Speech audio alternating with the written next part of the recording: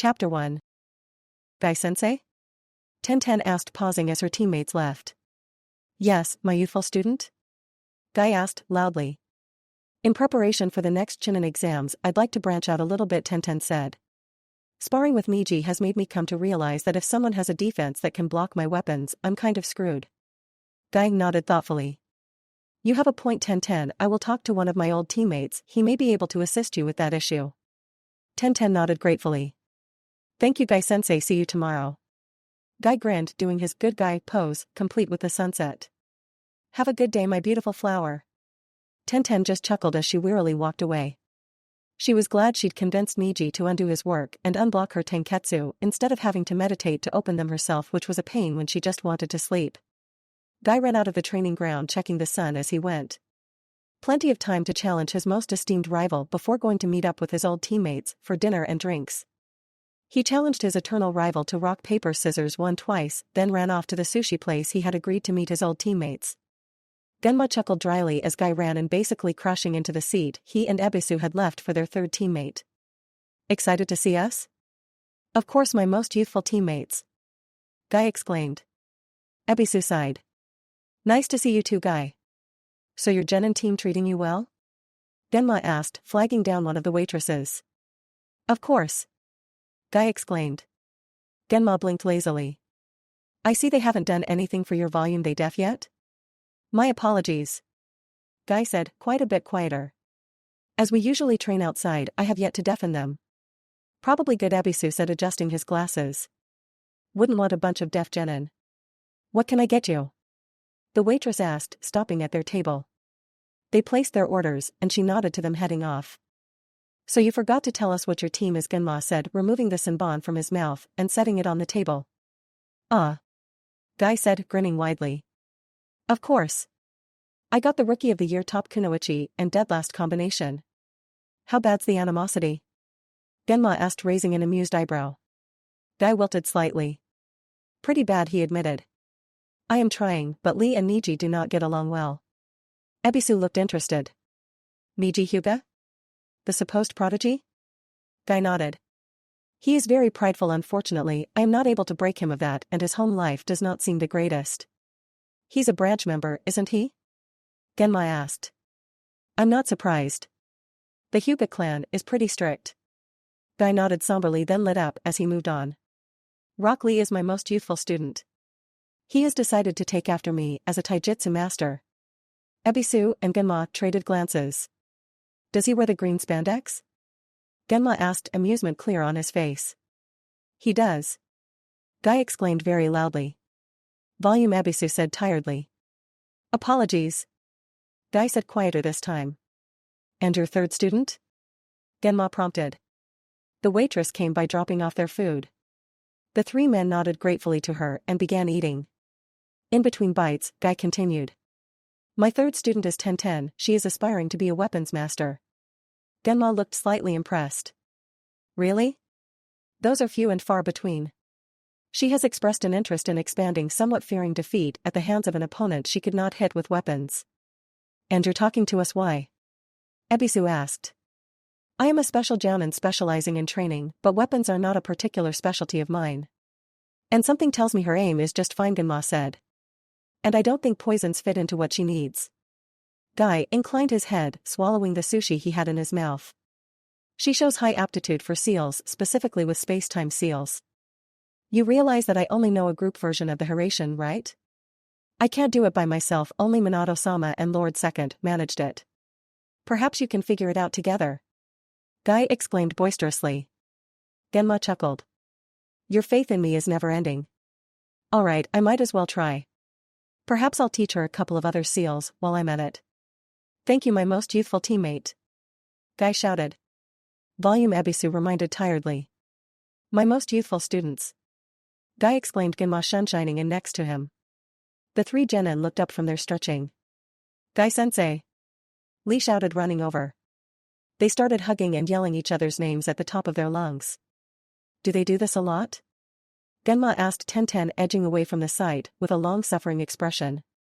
Yep, Tenten said tiredly, continuing to stretch. This is why we didn't indulge him, as Genin, Genma muttered. To save our sanity. Too late, Miji said dryly. For many people. Are you the teammate Guy-sensei mentioned? Tenten asked, finishing up a stretch and straightening up. Miji eyed her curiously. I am. How much do you know about seals? Genma asked, figuring it couldn't hurt and starting to stretch himself. Tenten shrugged, bending over into a backbend. I can draw storage seals and know how to use explosive tags. More than most, Chinen. Genma noted. Show me after you guys finish your warm-ups? Tenten nodded, continuing to stretch out. As soon as those two finish yelling at each other, we'll go on a run around Konoha. Genma raised an eyebrow. He hasn't changed, I see. He did that as a genin? Miji asked, looking slightly incredulous. Genma nodded, beginning to stretch out his legs. Although it was less running around Konoha and more running around the training ground. I wish it was just running around the training ground, Tenten muttered. Miji didn't deign to say anything, but it was pretty clear he agreed with Tenten. Come, my most youthful genin and teammate. Guy shouted across the clearing at them. Tenten finished her stretching. Huh, that was shorter than usual. They do that for even longer? Genma asked, eyebrows going up. Yep. We're usually sitting around for a while after finishing stretches, Tenten said, beginning to jog after her teammates. Coming? Genma removed the senbon from his mouth, tucking it into his kunai pouch. Yep. He jogged after her, keeping a steady pace up. So how long do you run? Genma asked a little while later. Tenten shrugged. I'll be going for another 14 laps or so, about an hour. Lee and Guy-sensei won't be done for 2 hours, at the least longer if they're feeling particularly youthful. Miji'll give up around 1.5 hours. Then we'll spar. So I've got you for about a half hour? Genma asked. Tenten shrugged. Give or take the few minutes that'll let me stand up again, yeah. Longer though, because me sparring with Miji basically means me throwing weapons at him and him batting them away with his hands. Not too hard to keep up with. Genma nodded. So what's after your teammate and sensei come back? A mission or more sparring? Lee and Guy spar, I throw things at Miji. Or me and Miji both do kata or practice other things.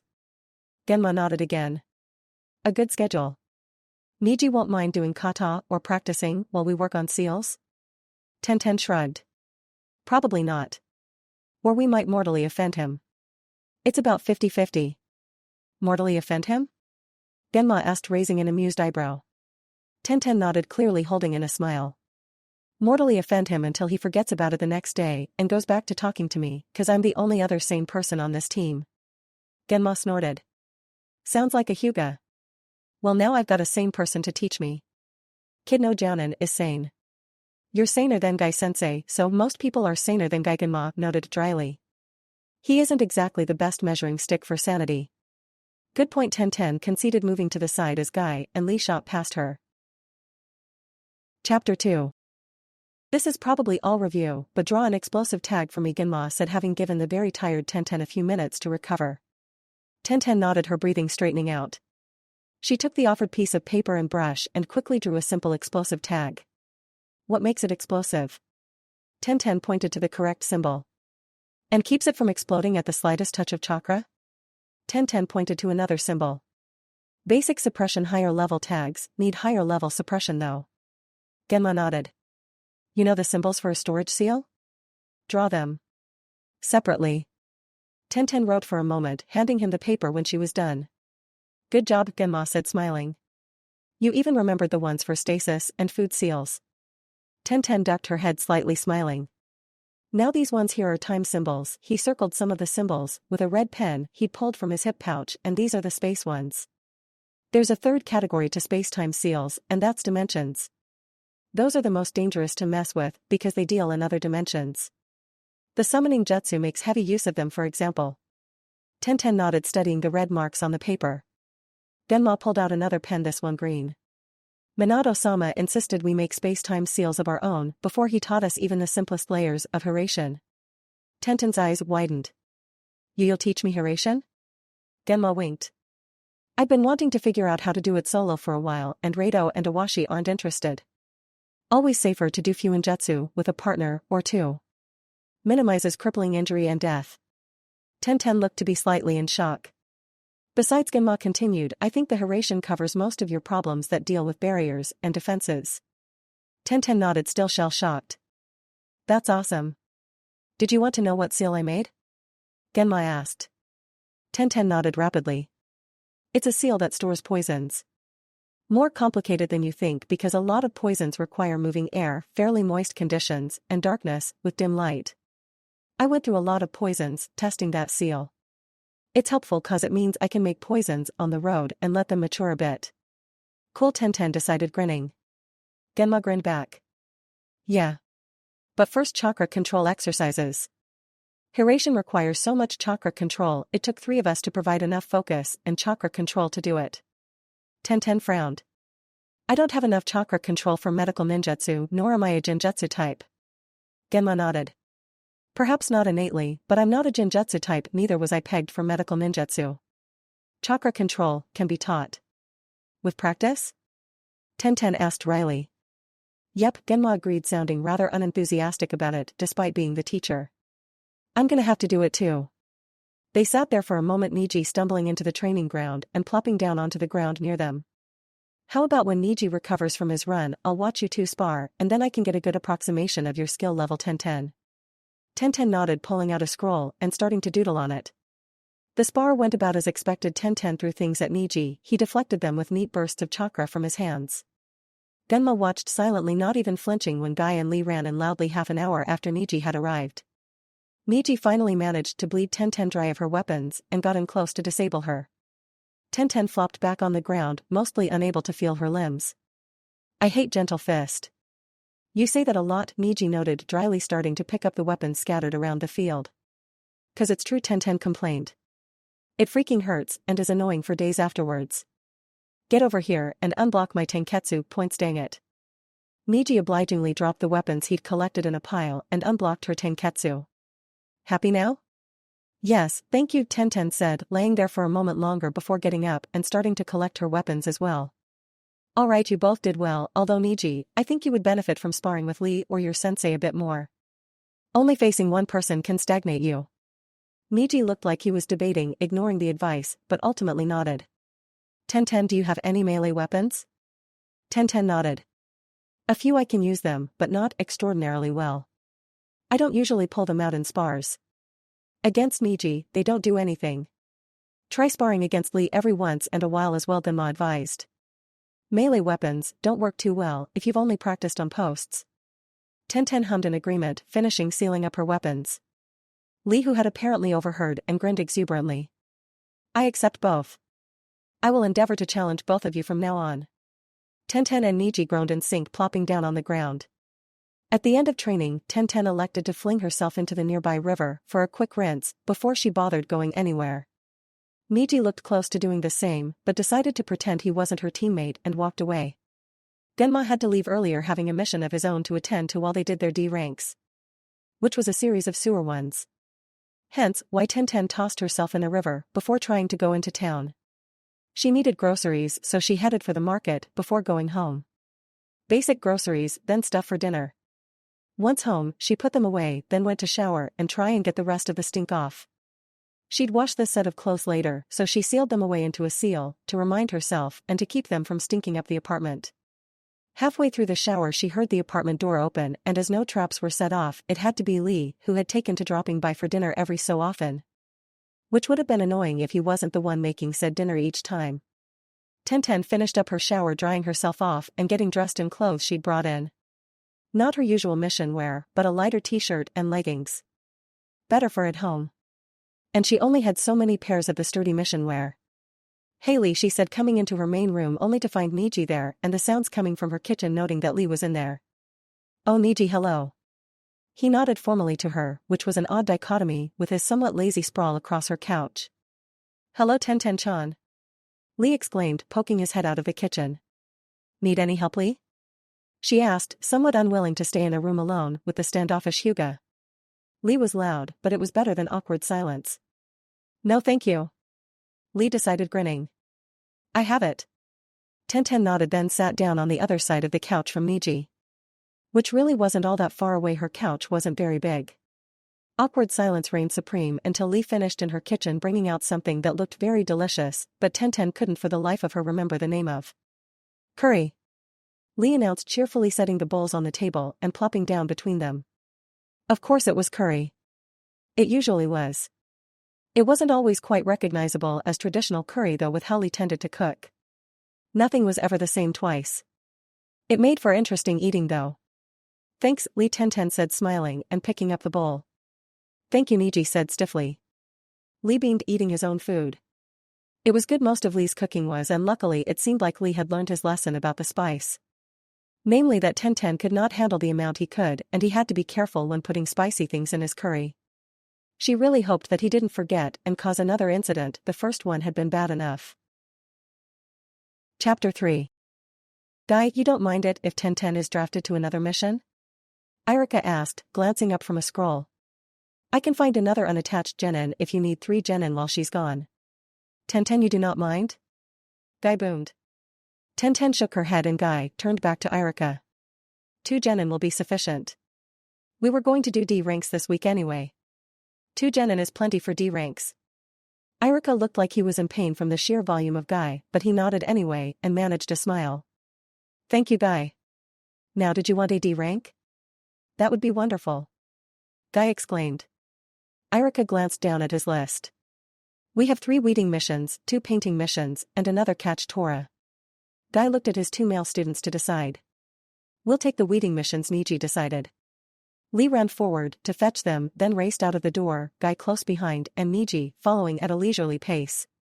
Tenten shifted awkwardly, suddenly the only person at the mission desk. So what's my mission? Genma requested you for an easy C rank to Yuzushio. Your teammates are Genma Shiranui and Yugugo Yuzuki. Meet them at the East Gate tomorrow at noon, alright? Pack for about 2 weeks. Irika smiled kindly at her, handing her the scroll with the mission details on it. Tenten took the scroll with a short bow and hurried out. Should she pack, then continue with the creating a space-time seal? Or go try and join her teammates and pack later? She paused as she remembered that Niji had selected the 3 weeding missions. Never mind, she'd go pack now. She hated weeding missions. The boys always got very worked up and ended up doing basically all of it themselves. She did not appreciate it at all. She returned to her apartment, pulled out her mission backpack and started packing clothes going into a storage seal before being placed in rations and soldier pills into a second smaller seal and placed in the front pocket, then food and stuff into another scroll. Camping supplies like her tent and bedroll went in next and her many weapons scrolls went in last, filling up the remaining space. Finally, she refilled her kunai pouches and settled down for lunch and to work on her project, a way to forcefully kawarimi someone with one of her weapons. Maybe a 2 seal setup would work. One of the weapons she wanted the person to swap with and the other on the person. Tenten worked until the sun started setting, at which point she cooked dinner and then went to bed. She had a mission in the morning after all. In the morning, she cooked breakfast, finishing off the last of her perishables that would go bad during the 2 weeks she'd be away. She could seal them away, but that was too much trouble for now. She showered and dressed, then walked out of the door. It was still kind of early, so she went to the weapons shop nearby and browsed the weapons for a while, eventually getting an extra set of kunai and shuriken. Could never have enough kunai and shuriken. As she really didn't have anything to do, but didn't want to be too tired, she just walked to the East Gate to wait. She stopped at a bookshop when a book on Fuinjutsu in the display caught her eye. Might as well have reading material for the walk. Assuming they were walking and not tree hopping, although Guy-sensei had suggested working out how to multitask like reading a book while hopping through the trees. She got the book she'd spotted and another one on the Uzumaki clan, sitting down to read them near the East Gate. Kushina-sama took something of a personal offense to that book. She'd rant about it for hours, Genma said, landing next to her without sound. Tenten blinked at him, looking down at the book she was holding. The Uzumaki clan one. Is it very incorrect? Genma nodded, sitting down beside her. And not just outdated. Kushina would insist that she was pretty sure the person wrote the book based on rumors of Yuzushio and hadn't actually gone there. Tenten stared at the book for a moment, then stuck it into her backpack. Oh well, I was just curious. No problem with that, Genma said. I can tell you what I know on the way, and Yugugo may be able to tell you more than me. Tenten glanced up to spot the purple-haired woman coming towards them. Why? Well, she was born there, Genma said, waving to the woman. Here she comes now. Are you going to get up so we can leave?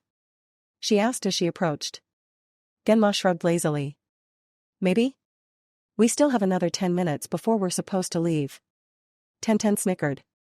This was one of the few times she'd actually seen this side of the special jounin. It mostly happened when he wanted to annoy someone. It was very clearly working this time, the woman glaring at him. Perhaps we should leave now. The sooner we go the sooner we get back, Tenten suggested after a moment.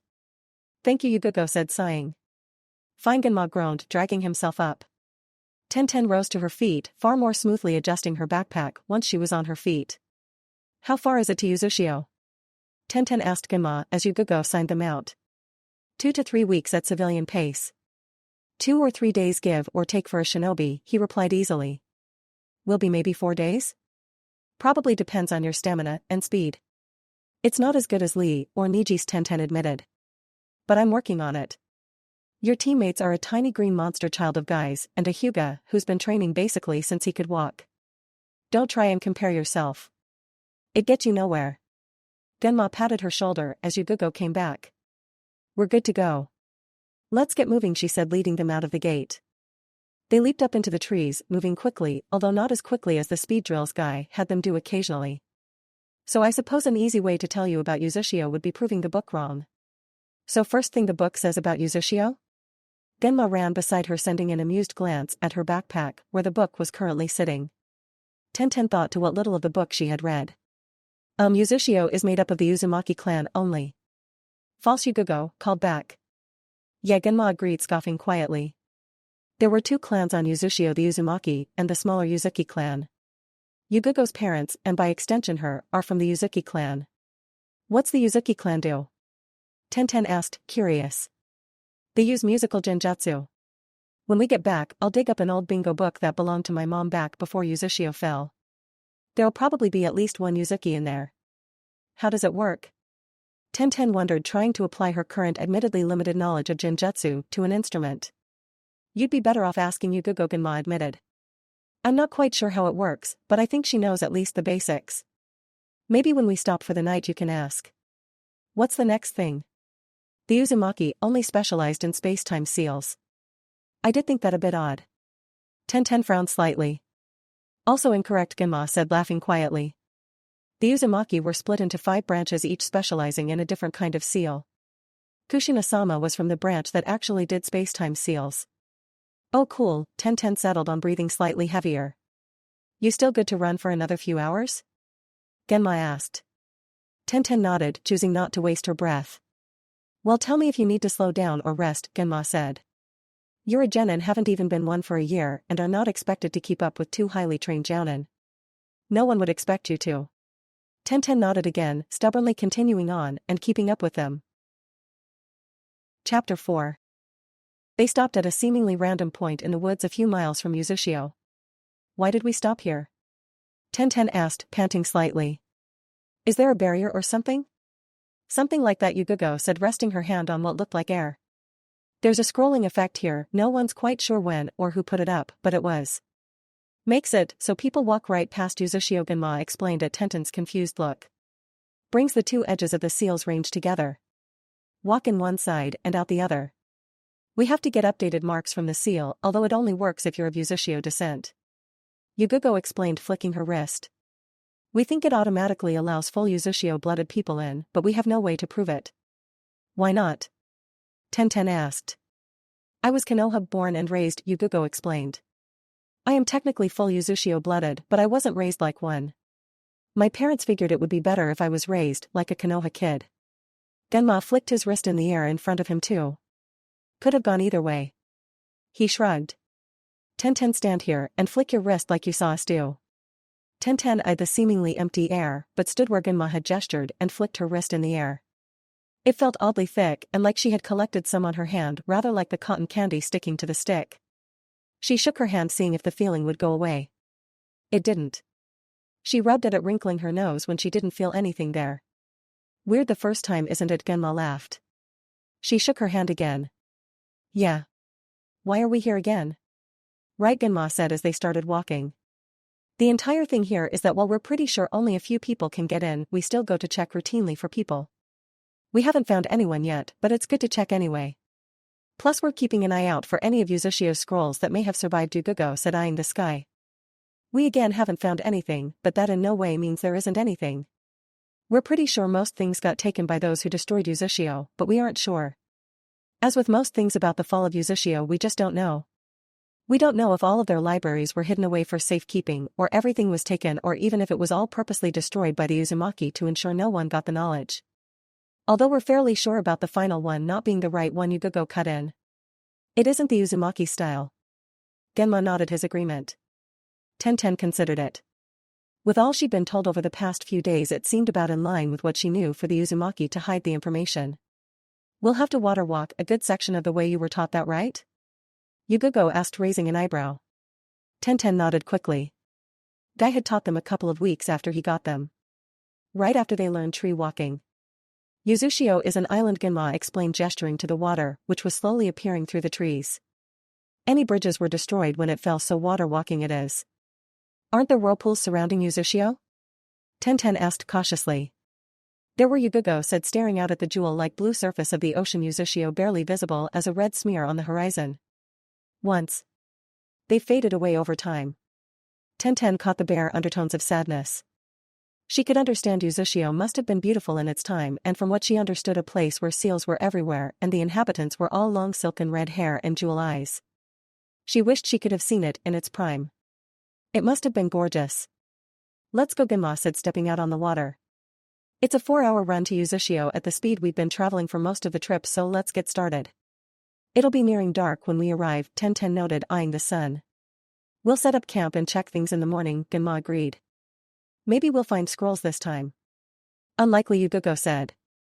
But I suppose a bit of hope is not out of the question. Tenten stepped out onto the water, as well channeling chakra to her feet in order to step on top of it instead of into it. She didn't need wet shoes. They weren't any fun.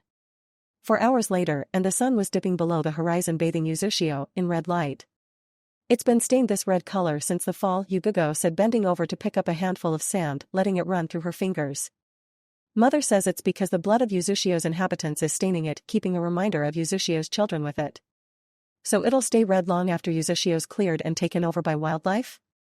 Tenten asked, curiously shifting sand through her fingers too. It was indeed colored a deep blood red. Probably, Yugogo agreed, shrugging. Genma stopped poking the poisonous plants. Genma looked up guiltily from where he was crouched next to a plant, poking it with the end of a senbon. Tenten snickered. The next morning, the sand was indeed still red, as was most of the rest of the island. With the exception of the plants and animals, the entire place was bloody red, as if it had been painted that color. Tenten was reminded of blood and resolutely stared at plants any time she could, trying to burn the green into her eyeballs instead of the red. It's kind of depressing, isn't it? Genma said, standing next to her. Come on, we can sweep the island, do a slightly closer check, then leave. Shouldn't be too long. Tenten tore her eyes away from the plant to look at him. All right. How are we doing this? You take the west, Yugogo take the east, and I have the middle, he replied, shrugging.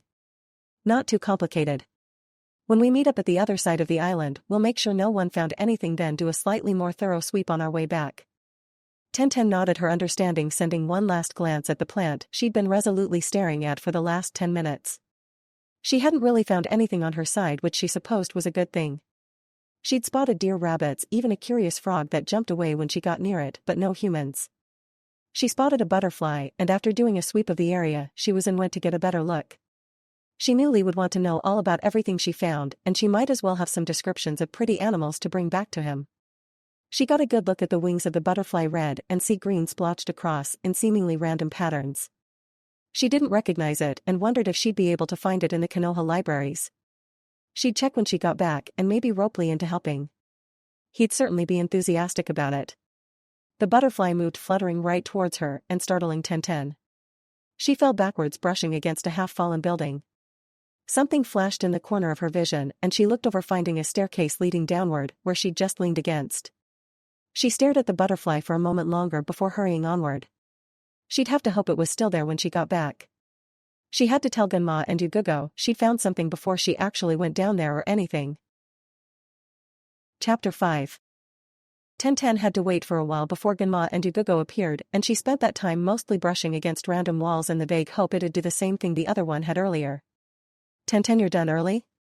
Genma said, raising an eyebrow. I found something, Tenten explained. Not a person, something else. Up went the other eyebrow, and Tenten gestured back to where she'd found the staircase. It was a staircase to somewhere. I came to get you instead of exploring it. Good thinking, Yugugo praised.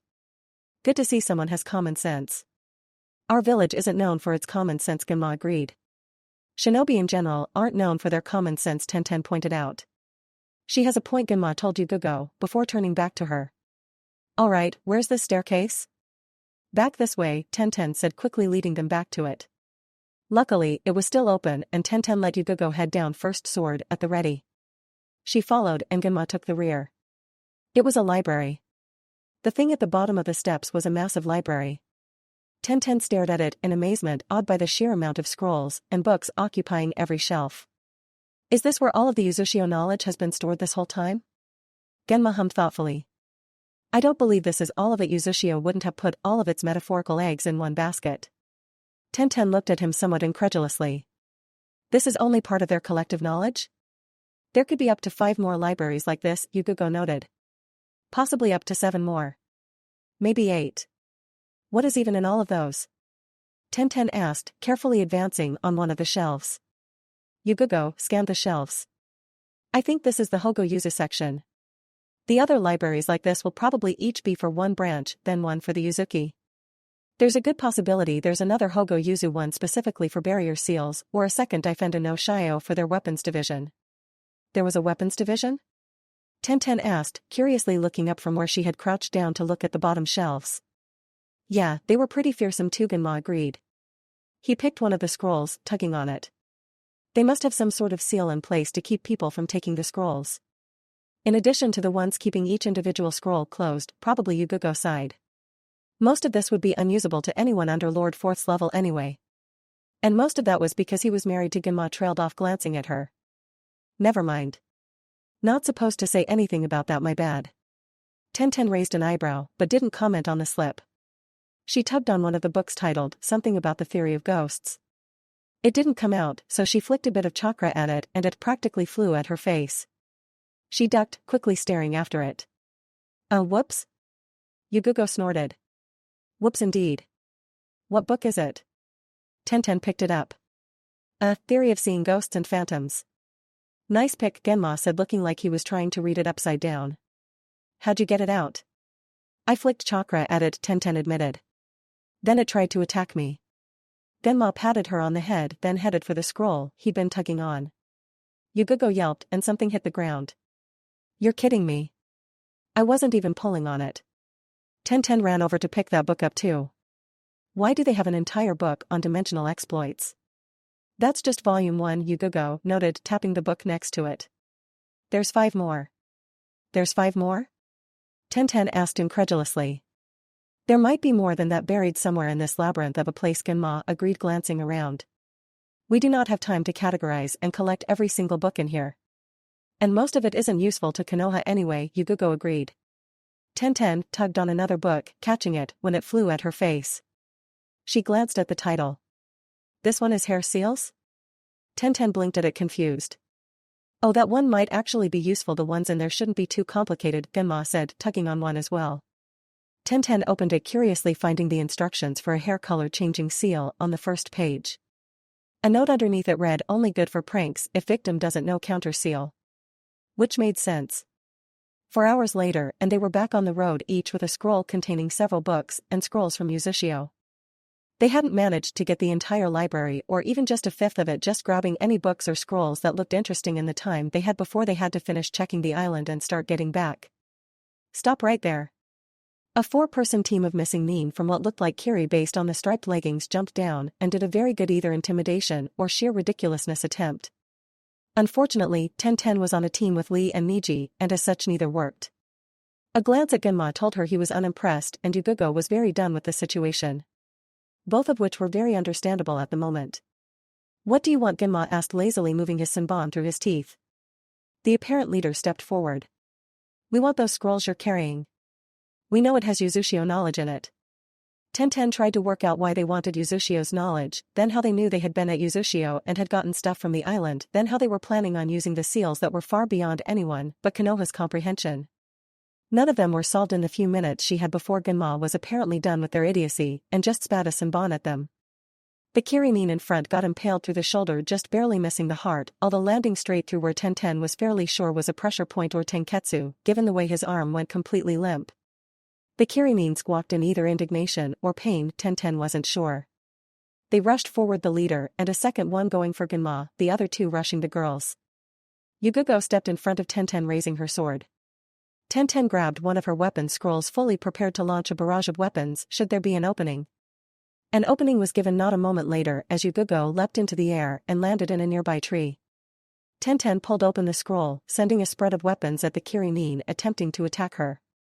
They attempted to dodge, but Yugugo stopping them from one side, Genma fighting off the two on the other, and Tenten's weapons cutting off any escape route. Tenten cheered inwardly when the Kirimine fell over, pinned to the ground, one bleeding out, the other unconscious from a hard whack to the skull from one of the two maces Tenten had thrown at them. Genma finished his two off as well and pulled out a bingo book to check. Nope, they aren't in the bingo book, so I'll take care of the bodies while you two go on ahead. Yugugo nodded, handing Tenten the remainder of her weapons to be sealed up. Come Tenten, we'll head on ahead and Genma will catch up. Tenten glanced at Genma but nodded, hurrying behind Yugugo as she strode away. Chapter 6. Tenten had fun on the mission, but she was glad to be back with her team. As much as she wouldn't admit it to Lee or Guy, she'd missed them. As much as she hated waking up to their yelling, it was an interesting way to start the day. Did you guys do a lot of missions? Tenten asked Niji as they ran alongside each other for a little while. Only D's, Niji admitted sullenly. But I guess we were going to do it anyway. Maybe we can get AC now that I'm back, Tenten mused. Niji just scoffed, running ahead. Tenten rolled her eyes at his back and continued running onward. He'd get over it. Just because she was requested for one mission didn't mean it wouldn't happen to him eventually. Would you three like AC rank? Guy asked once he and Lee finished their laps, getting back to Tenten and Niji going at it for the third time that morning. Tenten, I know you just got back, but I feel this could be a good test of your springtime of youth. Tenten giggled. Sure, sensei. Niji gave a short, sharp nod. Lee cheered, jumping up into the air. YOSH. Let us test our springtime of youths and get AC rank. Guy patted him on the head obligingly and led them towards the mission office. Back so soon? Irika asked as they entered. Yep, Tenten admitted, rubbing the back of her head somewhat sheepishly. Irika. Might you have any C ranks?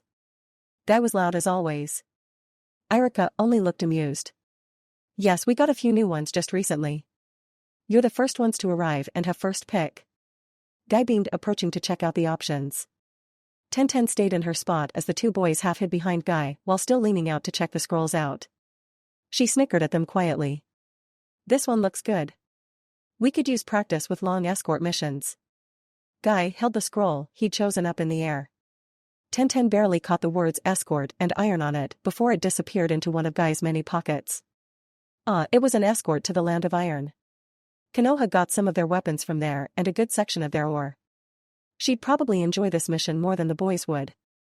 They were escorting a trader's caravan, which strangely didn't have many people. There were 4 wagons and 2 people. The trader himself, and who she assumed was a craftsman. Airwoman? It'll be a good exercise in handling animals, the trader said, looking as innocent as a civvy was capable of doing while trying to hide a smirk. Try and be less excitable. Animals will spook if you startle them too badly. And if one spooks, they all will. Tenten giggled at Niji's standoffish face that meant he didn't know what to do with the situation and didn't like it. The trader will probably lead the first wagon and the others will mostly just follow without much prompting. But we'll probably each be stationed next to the animals while the other person directs the back wagon. She approached the horse, making sure it could see her.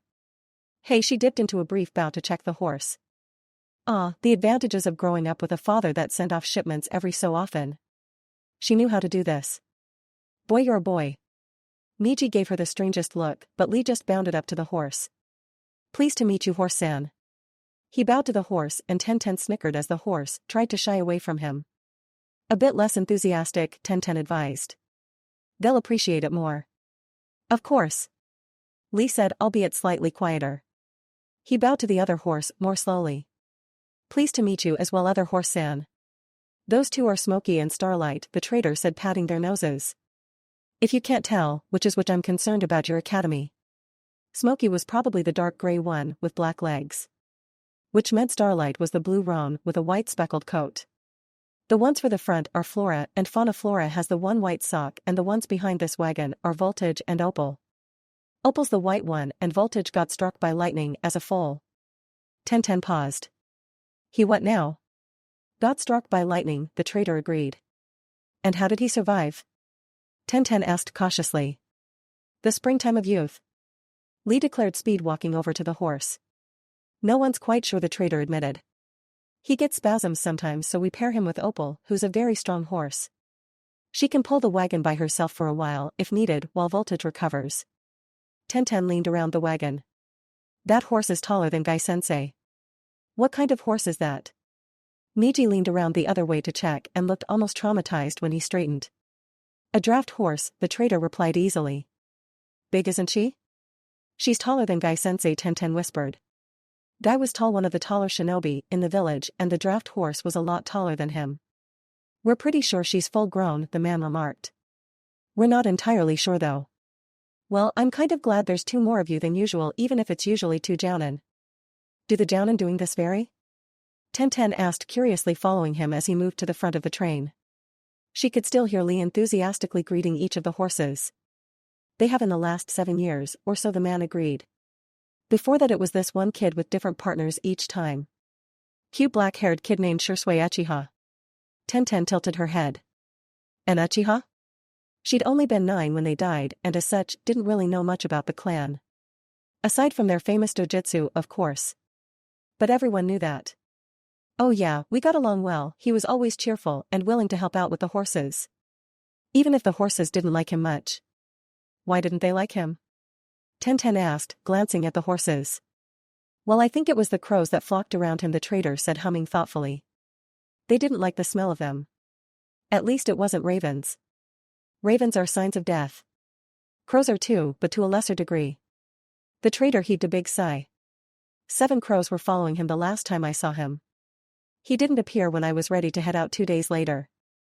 2 days after I left, I heard of the Uchiha massacre. I worry what that meant for him. Why is the number of ravens important? Tenten asked, curiously. There's an old counting rhyme for ravens. The man sighed again. 1 for sorrow, 2 for mirth. 3 for a wedding, 4 for a birth. 5 for silver, 6 for gold, and 7 for a secret never to be told. 8 for a kiss, 9 for a wish, and 10 for a bird you must not miss. A secret never to be told? Weird. Either it was old wives' tales, which was somewhat likely, or something was up here. The trader gave her a wan smile. It worried me too. Years have gone by, I haven't seen head or feather of his flock since. If you want to see if you can find them, check the Naka River in Konoha. I hear there are many crows there. His flock will always react well to any sort of treat, they're hard to miss if you have food. Always willing to come right up to you and do tricks for it. He sighed, once more patting the flank of one of the lead horses gently. Come on girl, let's get a move on. Chapter 7. Tenten eyed the abandoned camp. Are you completely sure there's no one there any longer? Gang nodded firmly. There wouldn't be. The samurai of the Land of Iron are very firm in their views on bandits. There may have been at some point, but I can assure you that they are here no longer. Tenten nodded. It looked like everything had been left behind, which was a bit odd. Mostly undamaged too, which was even stranger. What was that bough laying on the ground? I'm gonna check something out, I'll be right back, she said distractedly to Guy, already heading for the broken bough. It looked like a long bough, something she was familiar with although didn't use often due to the specific muscles it needed, being something that would come with practice, which she unfortunately didn't really have time for. It looked to be made of both wood and metal, intricately carved with seals. She only recognized a couple, the ones for durability mostly, and didn't see any alarm or trap seals, so she picked it up. Nothing happened, so she sealed it away and hurried to rejoin the main group. What was it? Guy asked, curiously. A broken bough, she replied, humming. It had seals all over it, the only ones I recognized were for durability. I'll probably ask about it either while we're there or when we get back to Konoha. Good idea, Guy praised easily. My advice is to do both. It will get you more opinions. After the fall of Uzushio, the Land of Iron became one of the top weapons makers in the elemental nations. Tenten nodded in agreement. It made sense. Although what was with mentioning Uzushio? Wasn't Uzushio known for their seals? Guy nodded. Correct. However, they also had high concentrations of chakra-sensitive metal. They really only sold weapons to Konoha, and most chakra-sensitive blades you'll find in Konoha were made in Uzushio. Like the White Fang's blade? Tenten asked. She'd always been curious about how that had been made. And where? Yes. That is one of the best examples of something made there. It's rumored the 7 swords were also made in Uzushio, although got stolen by Kiri. No one is quite sure whether that's true or not though. It made a bit of sense. Tenten had always wondered how Kiri had managed to make the swords and why they hadn't made any others. Did they always use the metal for weapons? She remembered Genma's note about musical genjutsu and the clan that used it. No. They also made the best instruments this side of anywhere. Guy grinned impossibly wider. The sound from their instruments was supposedly the best of any place. Unfortunately, most Uzushio instruments were lost in the fall, so it is very rare to find anything like it nowadays. They also used it in jewelry sometimes. Jewelry? Genma hadn't mentioned that from what she could remember. Yes. Guy nodded enthusiastically. My rival Kakashi has a pendant from his father made by Uzushio jewelers. I believe it allows him to talk to wolves. He doesn't wear it often as there is almost nothing like it anymore. I wonder if it can be found anymore, Tenten mused. She knew Uzushio had been mostly ransacked when it fell, almost anything of any value taken away and sold. It's possible, Guy agreed slightly quieter. However, it is very nearly indistinguishable from normal jewelry unless one knows how to find and activate it. Tenten hummed distractedly. It kind of made sense? She didn't think the jewelry would have a noticeable activation thing that was just asking for trouble. What sort of things would the jewelry do? Other than Kakashi's talking to wolves one. She was curious. And Guy seemed to know about it, so it wouldn't hurt to use some of the remaining trip to iron to get some questions answered. Well, they do all sorts of things. Guy replied. It depended on the maker and the jewelry. Sometimes you'd get a seal-based thing that would turn you into a seal. Or it'd let you talk to seals. Or it'd actually let you manipulate water with a bit more ease.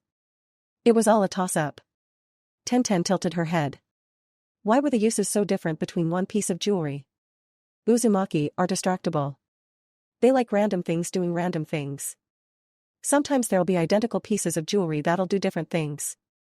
Kakashi has accidentally been turned into a wolf when he activated the necklace he thought was his father's but was actually a different piece.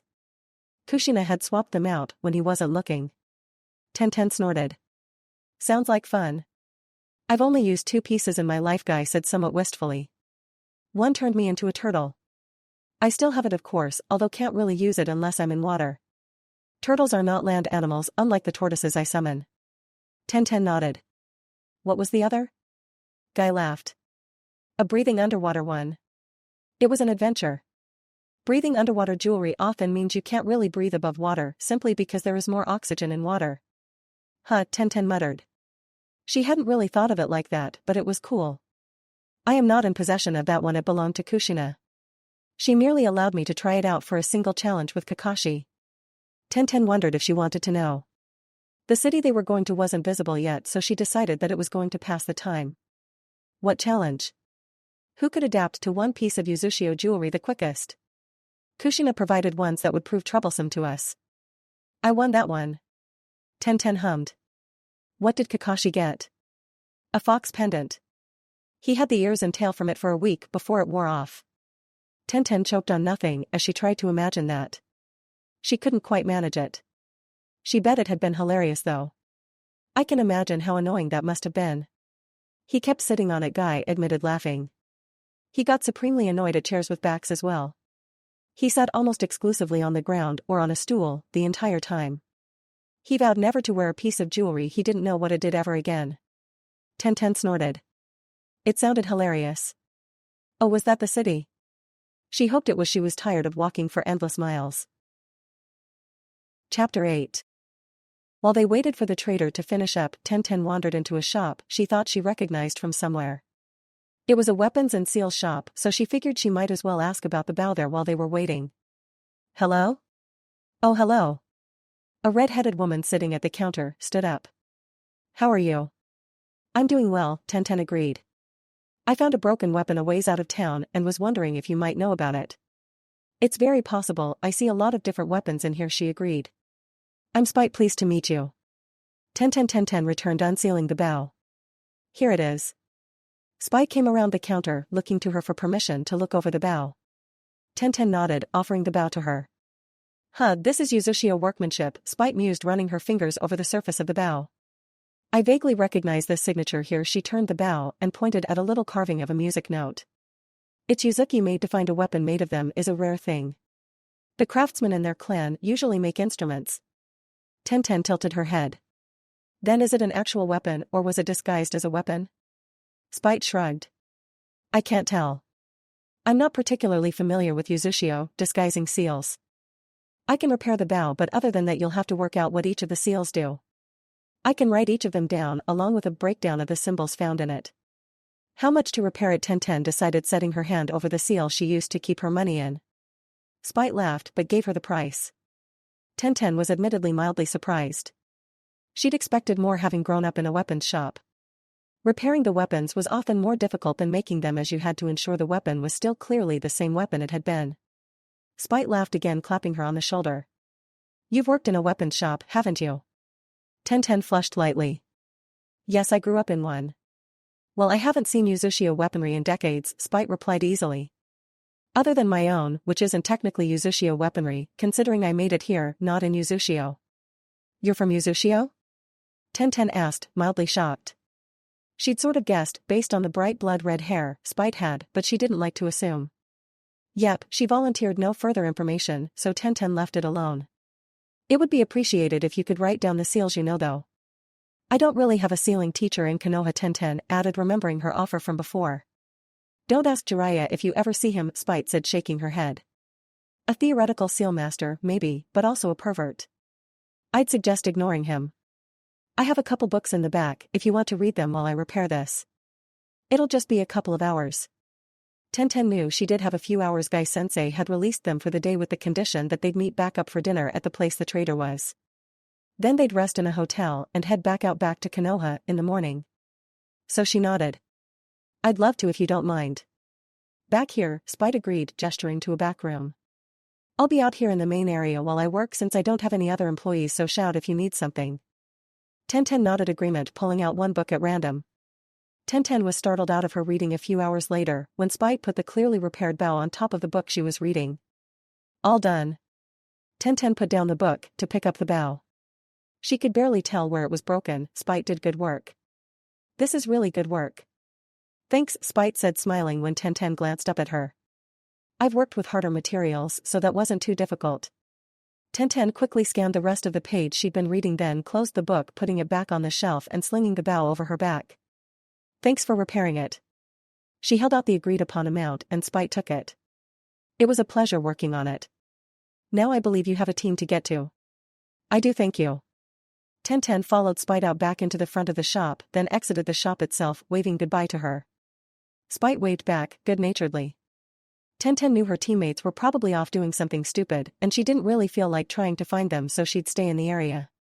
She could see Guy in all his bowl-cut glory a ways away and decided to stay within eyeshot of him.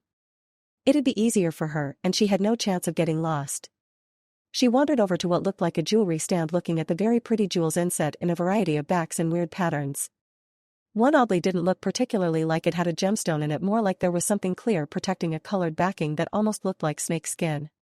What's this made of? She asked the person gesturing to it. Glass, he replied. Very durable though. Tenten hummed in quiet agreement. She wondered how they'd gotten the pattern behind the glass, as she was well aware glass had to be heated up pretty high for it to melt. Maybe they formed the covering, cooled it, then put the pattern down. Yeah, that sounds about right. They're pretty. Thanks, he said, seemingly content to let her look at them.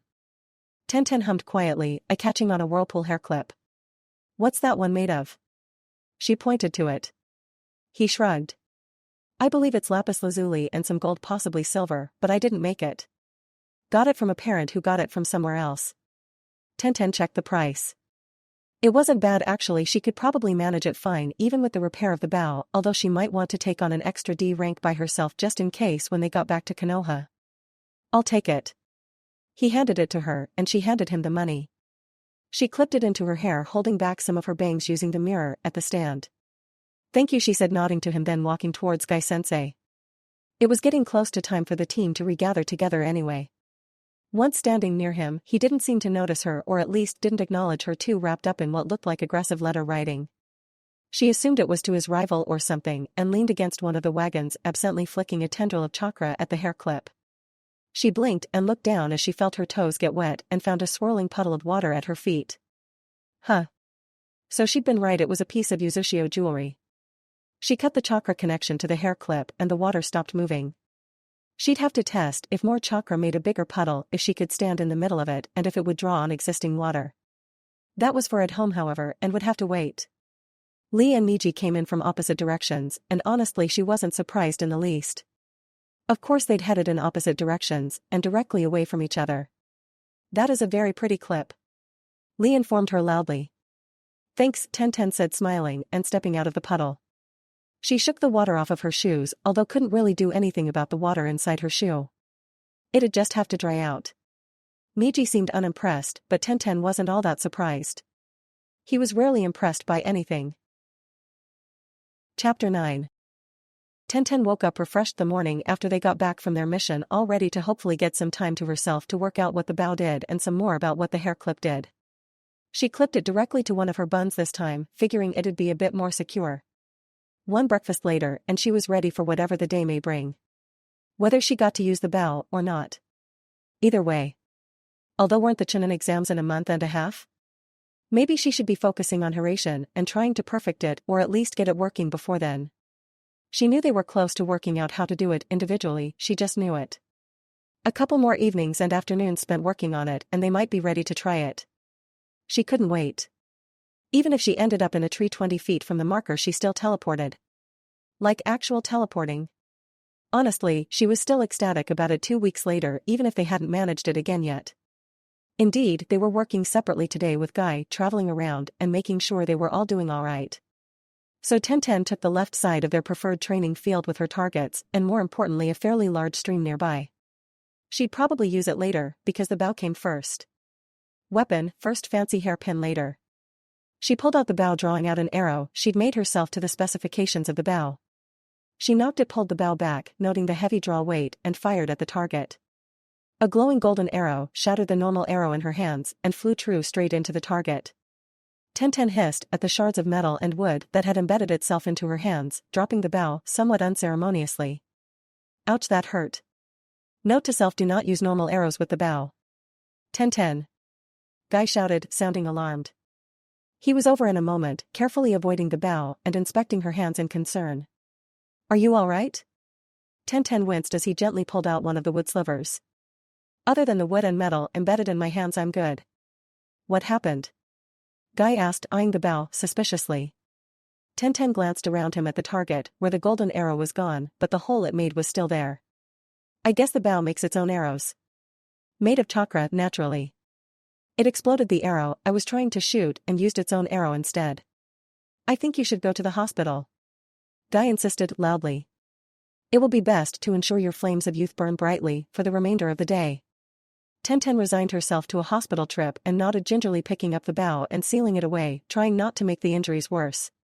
She was pretty sure she succeeded, at least a bit. All right, I'll be back when I can.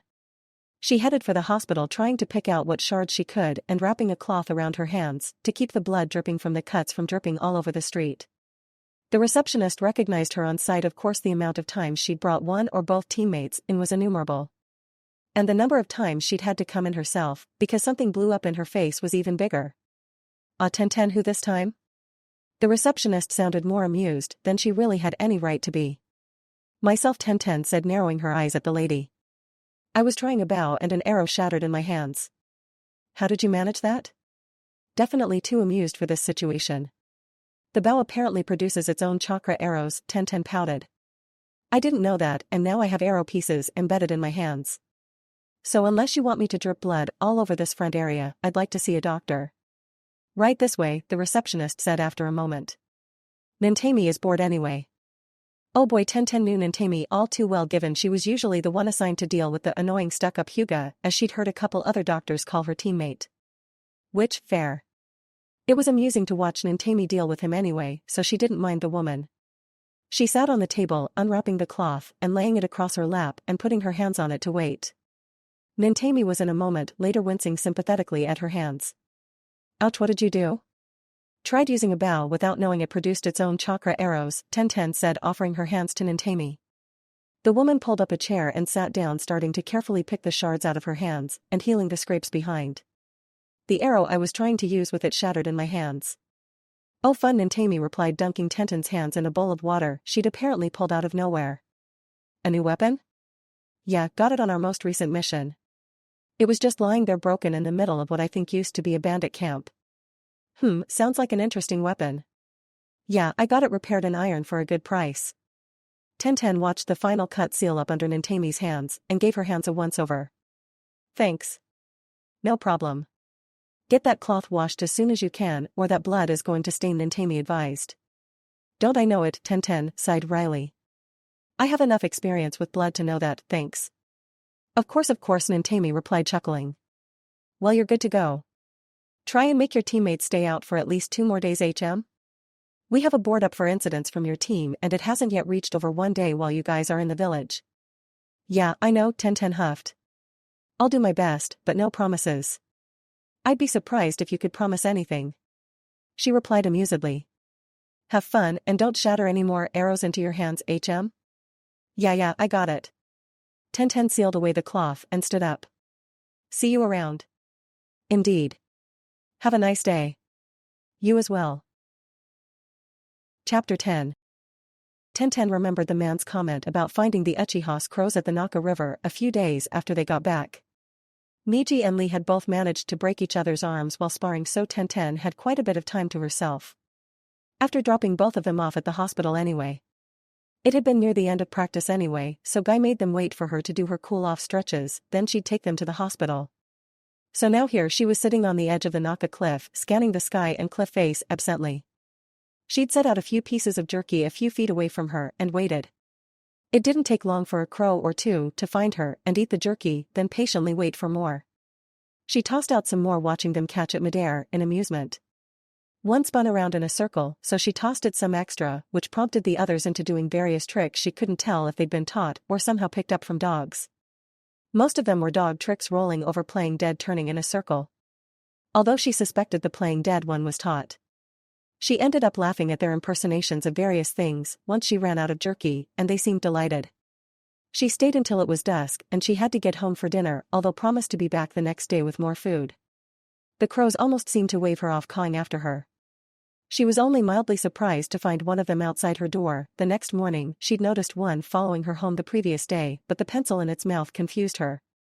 It tilted its head like it was asking permission to come inside, so she moved aside to allow it access. It continued waiting, so Tenten blinked at it for a long moment, then decided to do what people apparently had to do with vampires, and invited the bird in. She didn't think the bird was a vampire, as that would be weird, but she was a shinobi. She dealt exclusively in weird. The bird hopped right in after being invited and settled in on her couch like it owned the place. In the end, she didn't have the time or the energy to deal with crows being weird, and as such left it alone while she made breakfast for herself, which consisted of heating up the care from the night before. She ate quickly, eyeing the bird from the corner of her eye cautiously. Did it want paper or something? She started bandaging her ankles, clipping the pin into one of her buns, and grabbing her weapons. When she was ready to go, she ultimately decided just to leave the crow here. She opened a window so it could leave when it wanted, and since the sky was clear, she didn't feel too bad doing it. It probably wouldn't rain, and even if it did, she could always dash back and close the window. As she was leaving, the crow flew up and perched itself on her shoulder. They stared at each other for a while, and Tenten decided she was not in the mood to even care about strange things happening and just went with it. Miji and Lee were extremely confused when she came to practice with a crow on her shoulder, although Miji just huffed and turned away, probably muttering something about how crows were dirty animals, which was ridiculous. She could attest that the birds were very clean. Lee, as was usual for him, decided to make a fuss about it. Tenten. What is the bird upon your shoulder? Tenten glanced at it. A crow. No, I don't know why it's on my shoulder, it just decided to stay there. Guy arrived at that moment, with stellar timing as usual. So long as it does not disrupt practice. And that was Guy for you. He did not care if you were trying to reform your style or trying out a new hairdo, as long as it didn't interrupt practice. It was admirable his dedication to ensuring none of them interrupted practice. Except when they were injured, in which case everyone went to the hospital to support the injured person in question. It was kind of sweet though. The crow squawked at the sight of him flying off her shoulder and to a different tree. Tenten couldn't blame it. If she had never seen Guy before, she'd probably have that reaction too. Guy stared after it for a moment, looking almost nostalgic, before he shook it off, and it was like it had never happened. Glancing at her teammates, Tenten was pretty sure she was the only one who'd caught it. Interesting. Training as usual was grueling, but at least no one went to the hospital this time. Right now that was a successful day to Tenten. Not that every day wasn't successful when Guy was involved, but if there wasn't a hospital trip, it was extra good. The crow followed her back to her apartment and waited patiently for her to change and shower. It hadn't moved from its spot sitting weirdly on the couch when she got out, so she assumed it was waiting patiently. She grabbed an orange on her way out the door. She didn't really like oranges all that much, although she kept them around the house, just in case Lee came over, because he adored them. Probably because they were orange. But who knew? She honestly had no idea when exactly he started liking oranges so much. It just kind of happened. The crows at least were happy to see their missing buddy, greeting it enthusiastically and seeming to forget about her for a solid 5 minutes, which she used to peel the orange and break it up into pieces. She had a sudden feeling that this was going to become a habit. Whether the feeling was meaning the crow following her around or her coming to feed the crows treats, she didn't know. Chapter 11. Tenten carefully avoided grabbing at one of her teleportation kunai, instead fingering a senbon. It was more discreet. Much better. She blinked as she recognized the 2 gate guards under Henges to make them look like genin. They weren't even good Henges. She knew Niji and Lee had a weird plan to ensure everyone underestimated them, but she honestly didn't care at the moment and dragged them on. They were only at the 2nd floor at the moment. Even a moron could see it if they just looked out the dang window. She was pretty sure Niji had seen through the genjutsu on the sign, although she wasn't sure about whether Lee realized that it had been wrong or not. It was most likely he had recognized the gate guards. He was somewhat scarily good at facial recognition. She recognized the proctor for this section, Ibiki Marino. She'd seen him a couple times while training with Genma. They'd been introduced exactly once, but it had been a memorable experience. Ibiki was imposing and very scary. Being in TNI long term just did that to you, if Genma was to be believed. He's scary, Lee commented blithely. He's the foremost interrogator in torture and interrogation, Lee. What did you think he'd be friendly? Tenten snapped, mildly exasperated. Fair point, Lee admitted sheepishly. They settled down with their tests after the rookie 9 caused a ruckus, and Tenten stared blankly at it. It looked like someone had taken a bunch of books from the Jounin section, then picked random questions and changed the numbers. It looked ridiculous, questions about math interspersed with questions about history and Japanese. She could answer the math questions without too much problem. Seals required a fair amount of math, so she was pretty familiar with it. She was pretty sure she had at least one of them right, so right now that was the biggest thing. She pretended to be struggling over it so she wouldn't be cheated off of absent-mindedly doodling in the boxes and doing extra equations to make sure the math ones were correct. She had no doubt the boys would be just fine. Niji would probably cheat and Lee would probably survive with one of these easier history questions. The boys would be fine. Tenten waited for the end of the test and the 10th question, keeping an eye on the teams around her. She'd need to keep an eye on those that would pass since their team would likely face them in the next round.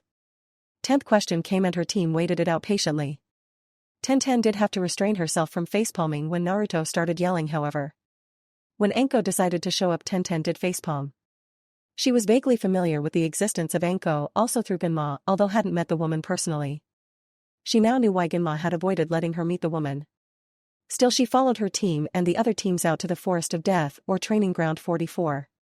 She was familiar with the training ground, of course she knew about all of them, but she hadn't actually been able to go inside this one. You had to be Chunin level or higher, and even then you needed at least one other person with you just in case. Jounin level you could go alone, but it was a bit iffy. They got their scroll then headed in. Where first? Tenten asked once they were safely in the trees, and Niji was keeping a close lookout. We should collect a couple of scrolls first, Lee said, pumping a fist. Then head for the tower. If we collect extra scrolls on the way, all the better. Fewer teams to go against us later. Niji? Tenten asked, although personally she agreed with Lee. It would make sure they had the scrolls they needed, and with the chance to collect extra on the way, it'd be even better. Fine, Niji said shortly. There's another team, Konoha, but not one of our year. They're nearby and heading in our direction. I doubt it's friendly, they're ready for a fight. Clans? Tenten asked, practically while Lee readied for a fight. None. As far as I can tell, all civilian-born. Just means they're less predictable, Tenten noted, coolly palming several kunai and readying her chakra to pull out the bow. Coming now. Miji fell into the gentle fist stance on the massive tree branch they were still standing on and immediately took on the leader of the team that had jumped out at them. Tenten leaped back to another branch, throwing the kunai at the one that had attacked her, pulling out her bow and aiming the second she was on the next branch. Non-lethal places would be best, so she shot the other one through the calf and shoulder, pinning them against the tree branch they'd been standing on with the chakra arrows. The boys were similarly finished with their opponents, so Tenten hopped down and knocked out her person, quickly patting them down for the scroll. She didn't find it, so the boys patted theirs down to find one. It's the same as ours, Lee pouted when he found it. We'll need to find another team, then Niji grunted, activating his Byakugan. There aren't any in my current range, we should head towards the tower. Let's go, then Tenten replied, sealing away the bow. Oh, and let's not go after the kids from the year below us. That'd just be rude. They're only babies. Lee snickered. Yes. Let us find worthier opponents. Tenten kicked the body next to her foot lightly. Right, worthier. Maybe they should find a different village's team if that was what Lee wanted. Chapter 12. They defeated 3 more teams over 2 days, before Lee ran off to who knew where. Tenten assumed he'd heard something and started moving after him, albeit much slower. He could take care of himself, and if he'd seen something he'd handle it just fine without them. And they'd be there to stop him if needed after the mess was over. Turned out it was Team 7 being attacked by some weird sound guys. They were handily taken out by the Uchiha as they arrived, although something was off, so Tenten hung back, not wishing to get involved before it was safe to grab Lee and head for the tower. Within a few minutes, there was an opening, so she and Niji hopped down to lug Lee onto their shoulders and leave with him. Good luck, she offered Team 7 courteously. They made it to the tower without incident, luckily, the 4th day of the exam. After opening 2 scrolls to summon a Chunin, they were allowed to rest. So do you think Team 7 will make it? Tenten wondered, laying on the bed in the room they'd been provided, flipping a kunai above her. Hard to say, Niji huffed. They seem untrained and weak, so I'd be surprised. Maybe, Tenten hummed. What about the thing with the Uchiha, did you catch any of it with your Byakugan? Do you know what the markings were? They looked like seals, Niji admitted after a moment. They were messing with his chakra system, it looked beyond wrong. Tenten shuddered, catching the kunai and storing it. I don't know any seals that mess with chakra the way I think you're implying. I know how to stop it from moving, that's a basic suppression seal, and how to nearly negate its signature, but not mess it up. It definitely wasn't either of those, Niji agreed, narrowing his eyes. I'd need a better look to be sure. Let's hope their teacher either takes him to the Hokage or gets someone to seal it up. If he doesn't, I will. You do that, Niji grunted, closing his eyes and leaning back against the wall. There were preliminaries, and Tenten tried to pay attention to those who won. Sasuke won pretty much without chakra, then was taken out by his teacher, hopefully to get it sealed up, followed by the Abure Mare Shino winning against a sound guy who seemed to have pipes in his arms. Honestly, that wasn't making a very nice picture for Tenten, but she ignored it for now. One of the Sand Kids, Kankuro, looked like he was a puppeteer against a random Konoha genin she was pretty sure she'd never met. Then Sakura, a civilian on the Uchiha's team, and Ino, the Yamanaka heir, had a frankly disappointing fight that looked like it had more history than Tenten wanted to deal with. Either way, neither won, and thus neither would move on. Tenten paled slightly at Temari's name next to hers. The girl's fan was a near-perfect counter to her weapons, the ultimate defensive and offensive weapon. Luckily, Tenten had her ultimate trump card. Hiraishin. She could safely get 5 feet away from the marker almost every time. And for now that would have to do. She'd have to rely on shock alone to make sure a special kunai was exactly 5 feet away from Temari and disarm, then pin the girl. Tenten spun a kunai in her hand as the proctor announced the match. She just had to get the girl to let her guard down slightly and think Tenten was an easy opponent. Then she would strike. Tenten began throwing weapons at Temari, trying to catch her off guard. While it wouldn't hurt to get a hit in at this stage, it wasn't necessary. But she was going to try anyway. With a clever redirection of a kunai, she managed to clip the girl's shoulder, although it didn't seem to bother her. The cut barely produced any blood.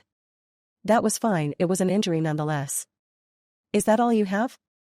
Temari taunted, looking far too triumphant for the stunt Tenten got to pull later. Tenten pulled out dual scrolls. Not even close. Twin Rising Dragons.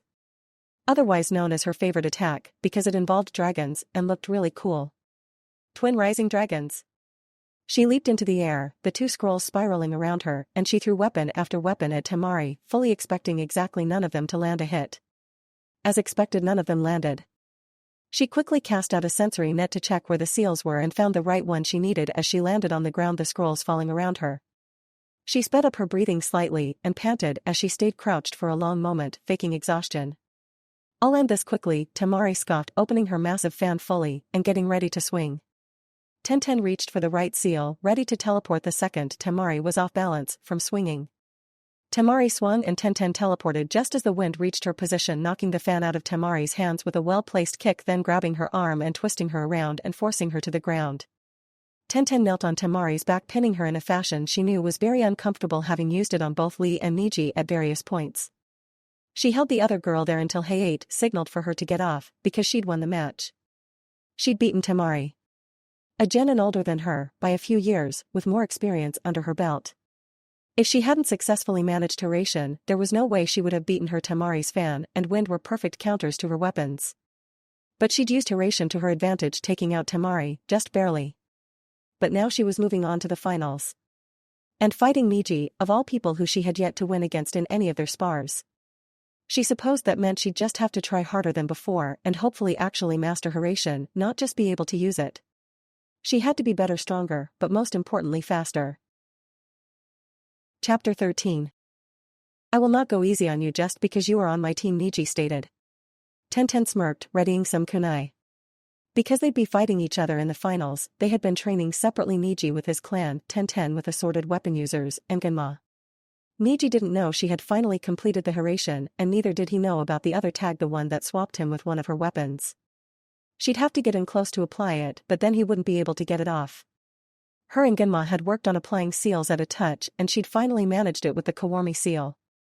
Someday she hoped to be able to do it with her Hiraishin seal, so she didn't have to prepare weapons beforehand and could place down seals quickly on her own. "Begin!" Anko shouted, shining up to her spot. Genma couldn't proctor because he was busy teaching Tenten, so they let Anko come back for the third round. Tenten started launching weapons at Niji, every single one deflected by what she realized was the Kaiten. Genma had managed to get one of his Hyuga friends to come in and spar with her a few times, so she recognized the move. She just needed a few more kunai marked with her seal on the ground so she could Hiraishin to one, get inside his Kaiten bubble long enough to tag him with her Kawarmi seal, then Hiraishin out before she got hurt. That was the last one not in her seals, so it was time. She picked the one closest to him and he stopped his Kaiten, panting slightly as he watched her carefully. With a flicker of chakra she Hiraishined to the kunai closest to him, tapped him to apply the seal and Hiraishined out of the way before he could do the Kaiten again and throw her against the wall of the stadium. Niji inspected the spot she had tagged him suspiciously, but found nothing. The seal was not visible to the naked eye when chakra wasn't being channeled through it. Not like he could remove it anyway. Tenten grinned, activating the seal and swapping Niji with one of her weapons. He staggered slightly off balance, and she took the opportunity to Hiraishin and tie him up and put a kunai to his throat. "Forfeit or I knock you out." Niji glared very heavily but conceded. "I forfeit." "Winner Tenten." Anko chirped happily, shining into the arena and high-fiving Tenten. Tenten grinned, attaching chakra strings to all of her weapons and dragging them towards her. She sealed them up haphazardly, planning to sort and check over them later. Genma high-fived her when she got back up to the stands. "Great job. Taking down a Hyuga is no small feat." Tenten nodded, taking a deep breath. "Maybe our spars will actually be even now." "You never know," Genma said, clapping her on the back. "Hey Genma-sensei?" Tenten. "HM? Do you think I'll make Chunin?" Genma turned away from watching the second match. Shino Aburame and Shikamaru Nara. "Sure, I may not be one of those on the proctor roster because of mentoring you during the third round waiting time, but I saw your scores for the first two. They were pretty good. With your display here, I'd say that yes, you're pretty likely to make Chunin. If you continue showing a healthy measure of strategy in the following rounds, you should be on the fast track for Chunin." "What are they looking for?" Tenten asked. "Well, usually in the first test they're looking for subtlety and a little bit of leadership. In this case, you showed minor leadership in taking control of how your teammates were able to cheat with your mirrors. The second test is about leadership again and some power and strategy. Third test is all about power and strategy. The traits of a Chunin, Genma explained. Down there, I wouldn't be surprised if both boys made Chunin. Both are showing adequate levels of power and good strategy. Aburame and Nara clans aren't known for brashness, Tenten agreed. That's one way of putting it, Genma said, nodding. There we go. Nara won, then forfeited. Standard Nara when not in life or death. Remember that Nara are primarily diversions. They trip up people, prevent them from going after the main party. They don't like effort, but if you hurt one of their own, that is a fear that will permeate your whole being. It's a kind of fear that few people feel. Tenten nodded along, watching the two walk out, leaning against each other, somewhat. They both got in some good blows. Yep, Genma said, grinning around the Senbon in his mouth. This next one should be interesting with the Sasuke and Gaara match put off. Naruto versus Asuna puppeteer should be an adventure. Or not, Tenten noted a moment later, when Kankuro forfeited in advance. Genma frowned. Stay here, I'll be right back. Tenten nodded, watching him. Hiraishin, to the third Hokage's side, curiously. He whispered with the Kage for a while, then Hiraishin back. Alright, listen up, I'll explain this once. Tenten immediately turned her full attention on Genma. The Hokage suspects something will happen in this match, something big. It's possible this will become a battleground. If that happens, start Hiraishining as many civvies out and into the bunkers as fast as you can. Genma glanced around nervously. Once everyone's in the bunkers, stage 2 of Konoha's plan will begin. Everyone will let loose. Heads will be rolling everywhere. You will probably have to kill some people if this suspicion is correct. Do you understand? Tenten nodded quickly. Hi. Now find me as soon as you can after the second stage has been announced via the red-tailed hawk circling twice over the stadium. If you don't spot that, the giant form of Chiza-sensei should cue you in. Once the second stage has begun, pull out your full arsenal to protect and kill. Keep an eye on your fellow genin. I would suggest keeping a Hiraishin seal on all of them if you can. Tenten nodded again, and Genma suddenly smiled. Now let's enjoy the match, shall we? Tenten took that as an indication to pretend nothing was wrong and turned to look at the match. Oh no, Genma said, leaning forward. Kakashi taught him that? What? Tenten asked, examining Sasuke closely. He was on the wall and finished going through hand signs. Chidori, Genma said solemnly. Kakashi's own jutsu. An A-ranked assassination jutsu. Why is he using it? Tenten asked, horrified. This is a simple match. Not life or death. He probably didn't stop to think about what else could break that shield of Gaara's. Genma said, glaring daggers at Kakashi. Couldn't he just, slow the sand down with some water and then use his speed to get in close? Tenten asked, wincing at the scream that rang out around the arena. It's happening, Genma hissed. Be wary and watch out for Genjutsu. Tenten nodded, watching the stadium nervously. White feathers started floating down from the sky, and Tenten, on guard for a Genjutsu, immediately broke it. Tenten. Go. Get civilians out of here. Genma shouted, beginning to throw Senbon at the incoming Suna shinobi. Tenten nodded, running over to a set of civilians, and leaving a kunai impaled under the seat, she grabbed the shoulders of two Hiraishining to a seal she had placed inside the bunkers for the civvies. She leaned the two she had collected against the wall, flashing back to where she had left the kunai. She repeated it until her entire section was in the bunkers, and there were more people trickling in. She looked around, noting the lack of civvies in the stadium, then noticed the red-tailed hawk flying high above the stadium. Genma flashed over to stand next to her for a moment. The second phase has begun. Kill as many Suna shinobi as you can. They are the enemy. The more that don't live, the less there are to kill our allies later. Got it? Tenten nodded nervously. I have a seal set on top of the roof. Start there and get to work, Genma instructed. I'll back you up. Tenten took a deep breath to steady herself, then Hiraishined up to the rooftop. Top. She'd killed before, but it had been bandits, people she knew didn't have anyone to go home to. She took another deep breath, then spread a scroll in front of her. It was filled with Hiraishin weapons, and she unsealed them in a spread. The weapons flew, impaling the slower shinobi, some dying on the spot, others looking up to where she was standing, folding her scroll away. Weapons flew at her, but she Hiraishined to one of the impaled but not dead shinobi, drawing a tanto and removing their head. She repeated it, Genma flickering in and out alongside her, taking out those she wasn't. Good job, he called when the section of street had been cleared. Let's move on and repeat. Tenten nodded shakily, focusing on Genma instead of the blood caking her hands and clothing. His expression softened and he clapped her on the shoulder. I hate to say it, but you'll get used to it. A terrible truth, but can be reassuring. Push it out of your mind and break down later. Right now we don't have the time. Tenten nodded again, swallowing bile and taking a deep breath. All right. I can do that. Genma smiled softly. Come on, we have a village we need to defend. Chapter 14. When it finally stopped and everyone retreated, Tenten immediately located a trash can and threw up. Genma appeared next to her, rubbing her back. Hey, it's all right. It's over. Tenten slumped to the ground once she was done emptying her stomach. They had families and friends, she whispered miserably. And so do we, Genma said, sitting next to her. It's a hard thing to learn, but in war it's either their family mourns or yours does. It's a difficult truth, but in war no one is right or wrong. Does it get any better? She mumbled, leaning into him slightly. He wrapped an arm around her. Somewhat. It gets easier to ignore. Easier to justify. That person could have killed my teammate, later he could take out a Genin later. Genma sighed. It's best not to think about it too hard. Word of advice, though, do not ask Kakashi how he deals with it, because he doesn't. Tenten giggled wetly. Is Guy-sensei a better option? Genma made a groaning noise. Theoretically he's somewhat sane. But maybe stick to someone who acts saner, HM? Tenten giggled again, wiping at her eyes. Thanks, Genma-sensei. No problem, kid.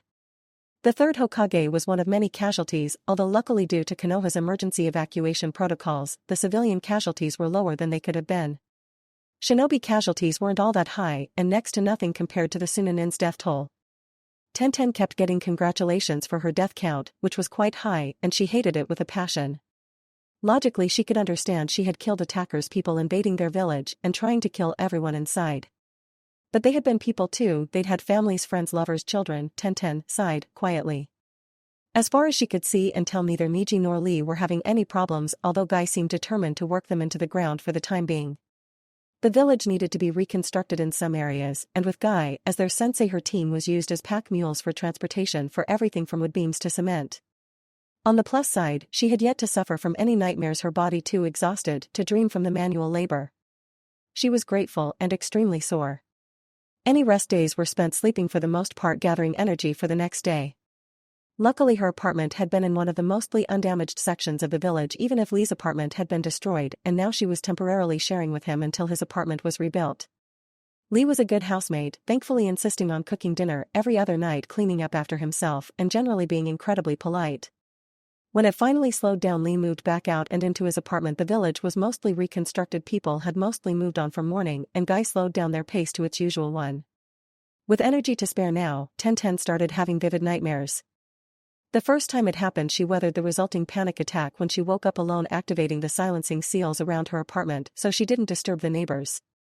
The second time she couldn't manage on her own anymore, so with Genma out of town, she wandered across town to where Guy-sensei's house was. She hesitated before knocking, but the door opened before she could knock.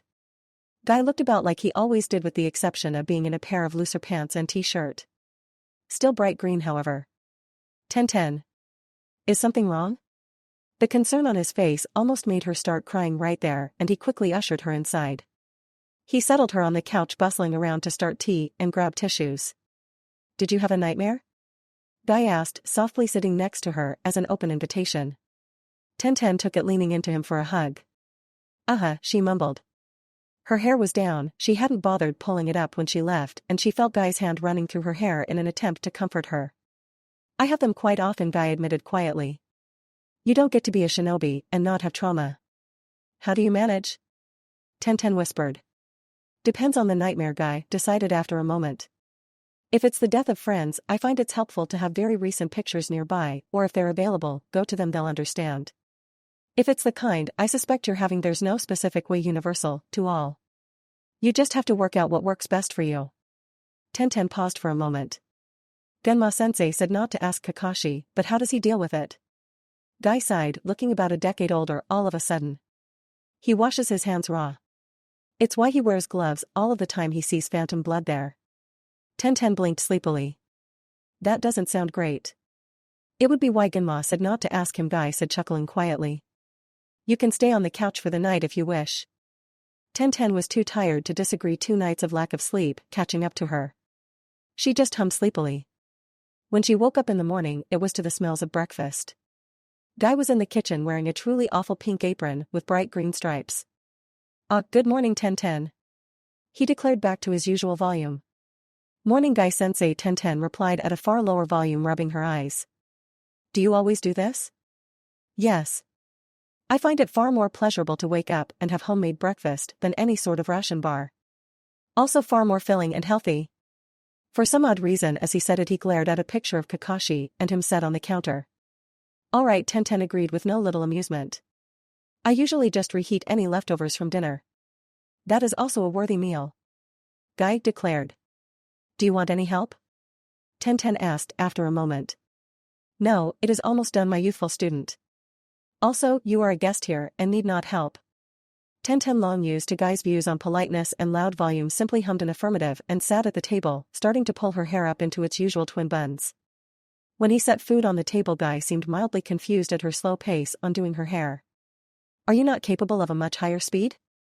Yeah, Tenten agreed, fastening the second bun into place. But those are hasty and fall apart after a while. These'll last all day.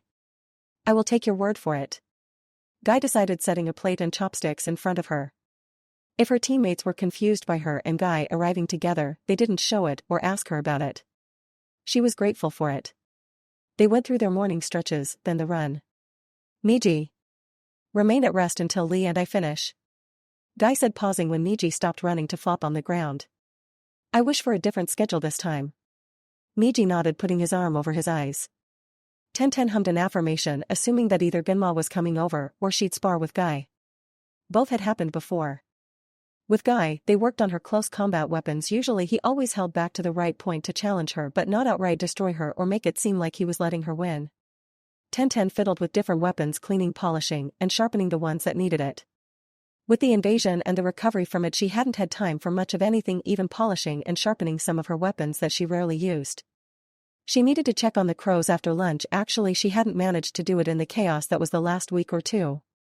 She'd have to go through the village on her way to the Naka cliff to check for any of the fruits the birds enjoyed. She had plenty of jerky and dried fruit, but the birds preferred fresh fruit when possible. She snuck a glance at Niji, who was now doing stretches so he didn't cool off too much. He didn't seem particularly concerned, although he rarely seemed concerned about anything, let alone a changed schedule. In the end, she sparred with Guy.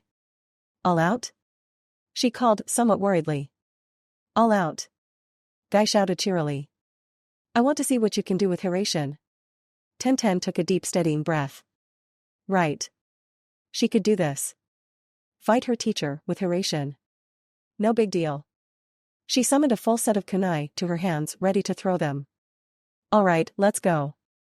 Guy beamed, and she threw them, only partially trying to hit Guy. She knew he'd dodge, and she needed the kunai out there to teleport to. Chapter 15. After her brutal fight with Guy, mostly brutal on her chakra stores and stamina, although she would probably have bruises for weeks, she went home to shower quickly, then headed through the village. She grabbed a couple oranges from a seller, passing him the coins with an easy smile, sealing away 2 of the 3 she'd bought. She started peeling the third absently, dropping the peels in random trash cans she passed. It was fully peeled by the time she reached the Naka River, where the crows usually hung out. Hey guys, she announced her presence with a soft call. Cue enthusiastic, cawing from the crows, who started landing on her shoulders and head to try and get at the orange, which she hid in her pocket. Off, she told them sternly. You can't have it if you're sitting on my head. They were reluctant, but the promise of orange pieces dragged them off her head and back to the ground in front of her. She pulled the orange out again, and they went wild, hopping and flying around in circles, trying to catch her attention. She laughed, pulling off a small piece of the orange and throwing it up into the air. 3 different ones dove at it, only one got it. Take turns, she admonished them, tossing another piece. The crows immediately lined up in an impressively straight line to beg for a piece of orange. She laughed and started handing out orange. They were smart creatures, although sometimes she worried they were just a little bit too smart. She was fairly sure they were summons. She'd seen a couple disappear in puffs of smoke, then reappear later, which meant they were probably an active summoning contract, but she didn't know why they resided here. From what she remembered, summons generally had their own place in the summoning realm. Once she'd managed to feed them all a bit of orange, one of the first she'd fed that had flown off came back. Clutched in its talons was a scroll. It wasn't the first time they'd brought stuff for her to have, nor would it probably be the last. They had a tendency to try and give equal to what she gave them. Generally, it was random weapons, various old kunai and senbon and shuriken. Once they even brought back an entire tanto that she actually still had along with its shoulder holster. It had been in fairly good condition, only needing some minor sharpening and getting rid of a tiny bit of rust along with cleaning up the holster. It dropped the scroll in her outstretched hand, and another crow dropped a second one in her hand a moment later. A third landed on her shoulder. "Which do I read first?" she asked, inspecting both.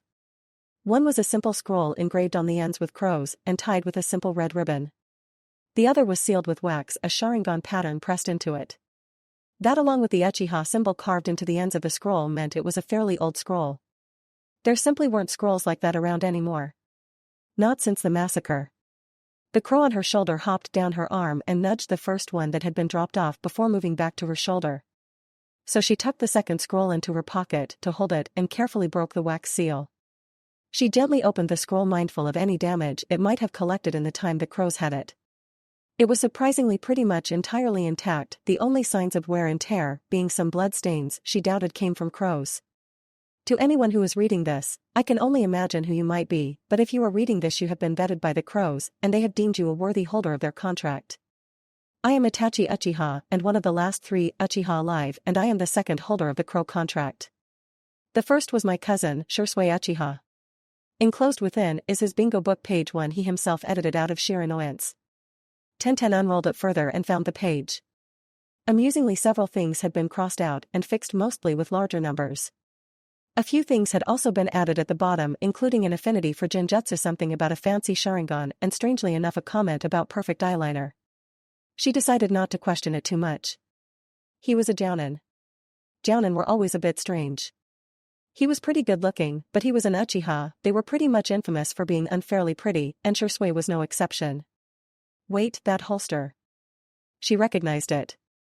It looked like the one the crows had brought her a while ago. Had it been his? If the crows did their job correctly, you will have received a tanto and holster. It belonged to Shursui, and I preserved it with the intention of passing it on alongside the contract. He wouldn't have wanted it burned or buried with him, preferring to have it protect someone else when he wasn't able to with his death. If the Uchiha massacre is still recent, do not look into it until you know the risks. Powerful people were involved in it. It wasn't just me snapping and killing everyone besides my younger brother. People more powerful than me pulled the strings of a 16-year-old boy and forced him into a position where his only option was suicide, and pulled the strings of a 13-year-old boy and forced him into a position where it was kill or have a civil war. I cannot explain here, couldn't even begin to cover the tragedy of the Uchiha massacre, but I can offer this. Should I still be alive, send the crows with a message and I will offer the information in person. If I am not, I will have set up a trail of clues and leads to ensure the information does not die with me. In either event, I wish you luck and give you the crow summoning contract.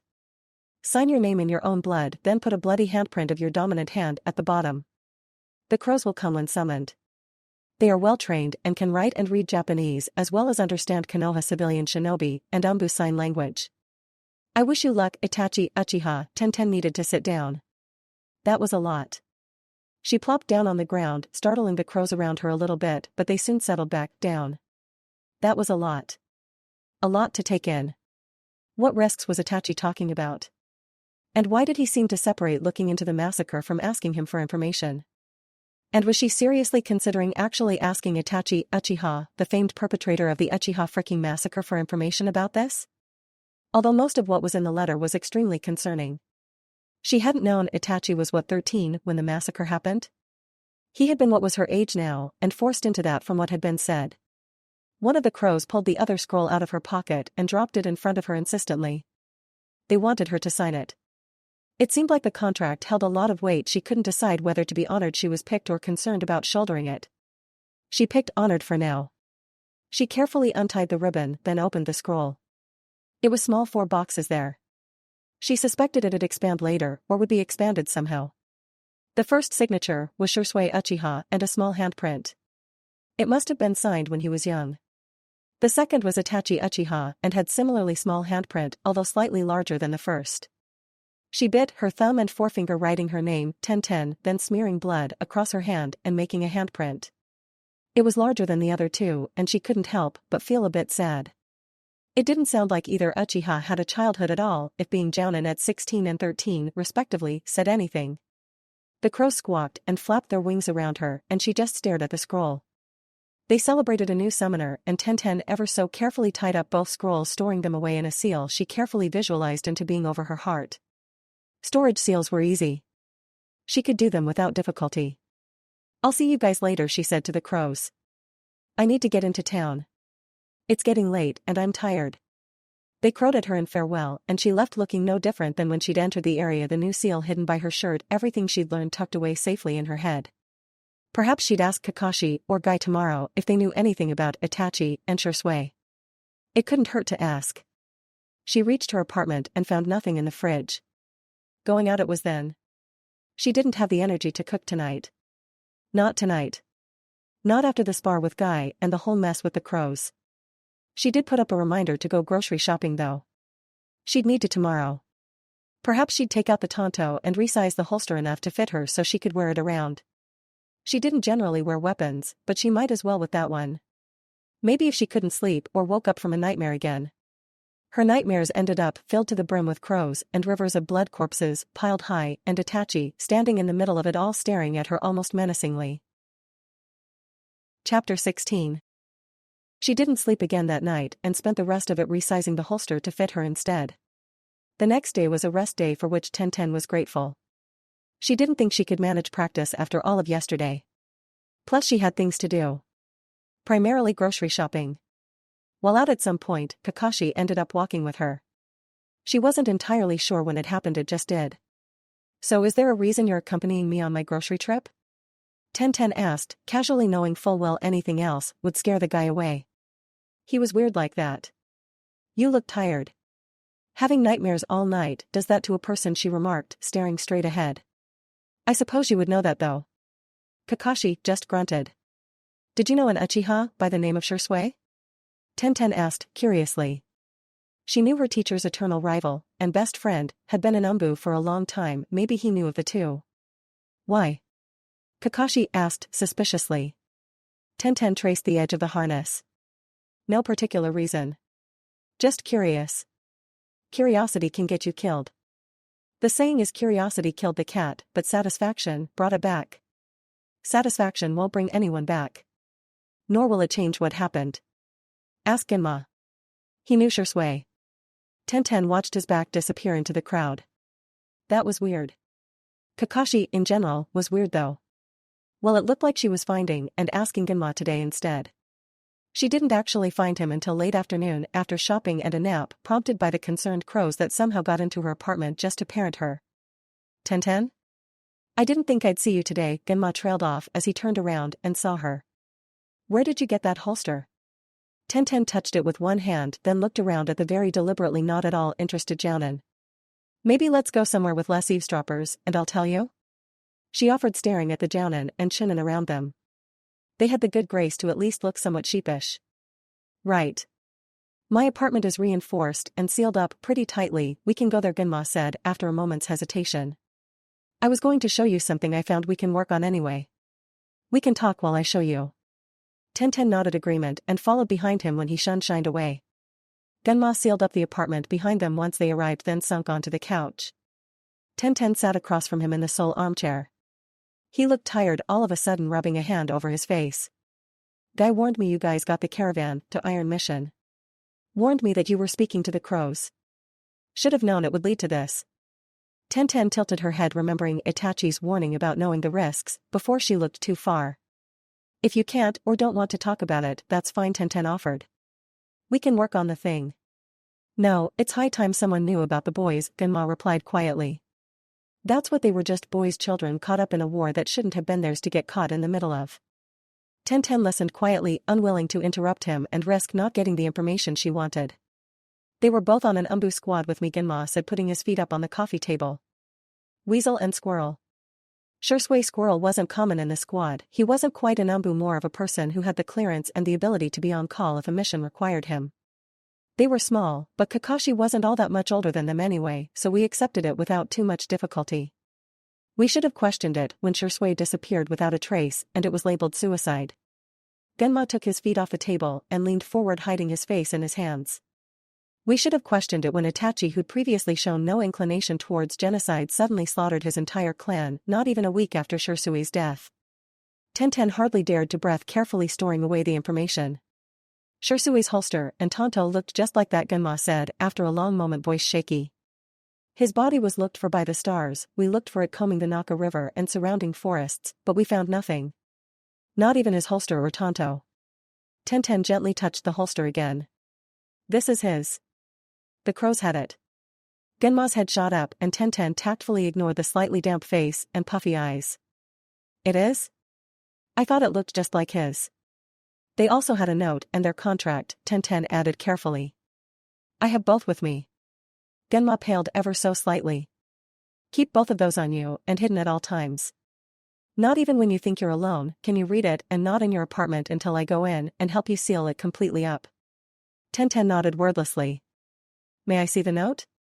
Genma asked quietly, and Tenten handed it over after she unsealed it and pulled it from under her shirt. He read it quietly, and she was pretty sure he just stared at it for a while without reading afterwards. He handed it back a moment later and Tenten resealed it. That's dangerous information, Genma said at last. But it lines up.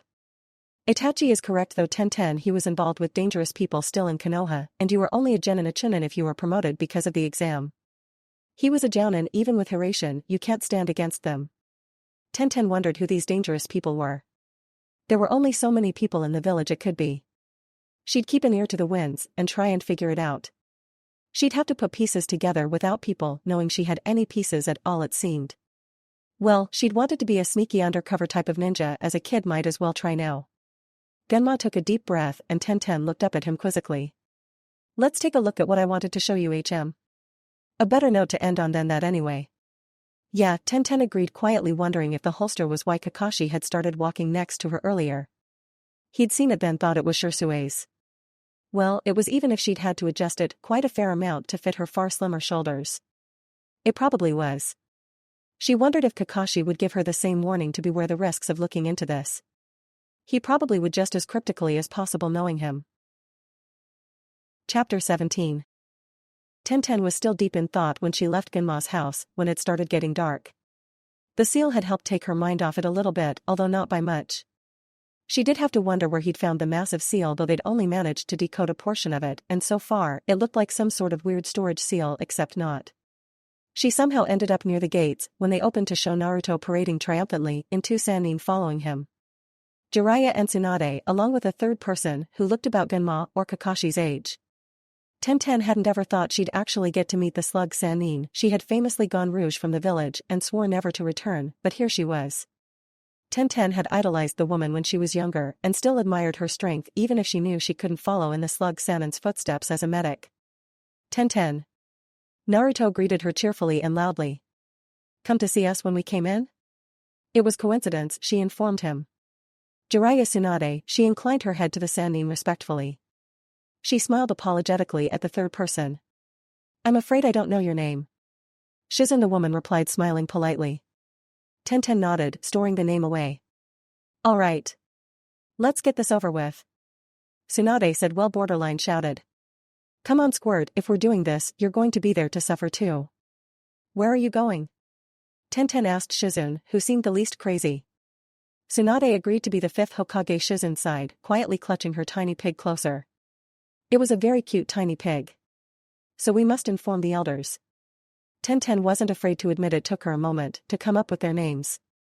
Koharu, Hamura, and Danzo. The unofficial council behind the Hokage. Tenten paused mentally. They were powerful and had much influence in the village itself. She'd have to look into them as the dangerous people Genma and Itachi had mentioned. Makes sense. Want some reasonable company? I'm not doing anything else, Tenten offered. Please, Shizen sighed in relief. I would certainly appreciate it if you could. Tenten turned her head as a crow approached her and landed on her shoulder to hand her a note. She took it and snorted at the very shaky katakana, vaguely reading, dinner here or dinner out? She assumed the crows were trying to ask if she would be eating dinner out in the village or if she'd cook. I'll get something from a restaurant, she told the crow. It bobbed its head and flew off. What was that about? Shizen asked, looking amused as they assumed a position behind the Sannin and Naruto. The crow's being concerned about my health, Tenten replied, huffing. They've been even worse about it since I signed their contract. You have a contract with the crows? Shizen asked, looking interested. I can't say I've heard about that one, although isn't Itachi Uchiha rumored to be able to summon crows? I wouldn't know, Tenten said after a moment. He was signed to the same contract she had, but Shizen didn't need to know that. I think I've heard that before. Maybe, Shizen agreed, looking at her askance. Who's your sensei? Madogai, Tenten admitted, smiling sheepishly. I train under Genma a lot though. We share similar interests. Poisons? Shizen guessed, a curious glint in her eyes. Seals, Tenten corrected. Although I wouldn't be against picking up some poisons for my blades, that might be advisable since I'm probably in the bingo book now. Well, if you ever need a break from dumb boys, Shizen said, giggling slightly. I'm always up to teach someone some poisons. What kind of fighter are you? Tenten paused. Well, I suppose I'm mid to long range or close range, depending on what's needed. Shizen raised an eyebrow at her. What's that even mean? I'm a weapons specialist that might have mastered Hiraishin, Tenten said sheepishly. Well, maybe not mastered, but I can do it. And place my own markers. Jiraiya turned around, slowly walking backwards. You what? How? Well, Genma knew a variation of Hiraishin, so we figured out how it worked with what he knew, then reverse engineered it, Tenten explained. It took a while, but we got it done, and now we can both do it. On your own? Jiraiya pressed. On our own, yeah, Tenten agreed. She summoned a Hiraishin kunai from her hip seal and tossed it to him. Keep walking, I'll Hiraishin up to you in a moment. She let them all keep walking, and once they were almost out of eyeshot, she Hiraishined right to the seal Jiraiya was holding. She got 4 gobsmacked expressions. What? That's like the yellow flash. Naruto shouted, looking more excited than ever. Like the 4th Hokage. It is his jutsu, Tenten agreed. But you aren't yellow, Naruto continued. More like a silver flash. Yeah. That sounds cool. Silver flash. She had to admit, it did sound cool. You actually did it, Jiraiya muttered, staring at the kunai he was still holding. You actually can do Hiraishin. Yeah? It's what I said. Tenten said, mildly confused. I think I'll be teaching you poison, Shizen said after a long moment. You might need it. Tenten wasn't about to pass up a chance to learn some more, so she just nodded. Come by my new office in a few days, kid, Tsunade barked at her. Once things are settled in. Okay? Tenten said, fairly bewildered. I'll find you later for a discussion with you and your teacher, Jiraiya told her, firmly handing her the kunai back. She just nodded, now thoroughly confused. You don't need me, do you, Tsunade-sama? Shizen said in a tone that implied this wasn't really under Tsunade's control. Nope, have fun, kid. Shizen smiled at Tenten. Why don't we get some dinner, I'm starving. Tenten's stomach grumbled at her and Tenten smiled sheepishly. Looks like I am too. Anywhere in mind? They ended up at a Chiraka ramen for some reason, not that Tenten was complaining, it was good food and high in calories, good for refueling. The pig accompanied them, although it was sitting at Shizen's feet obediently and had gotten a plate of scraps from the cook.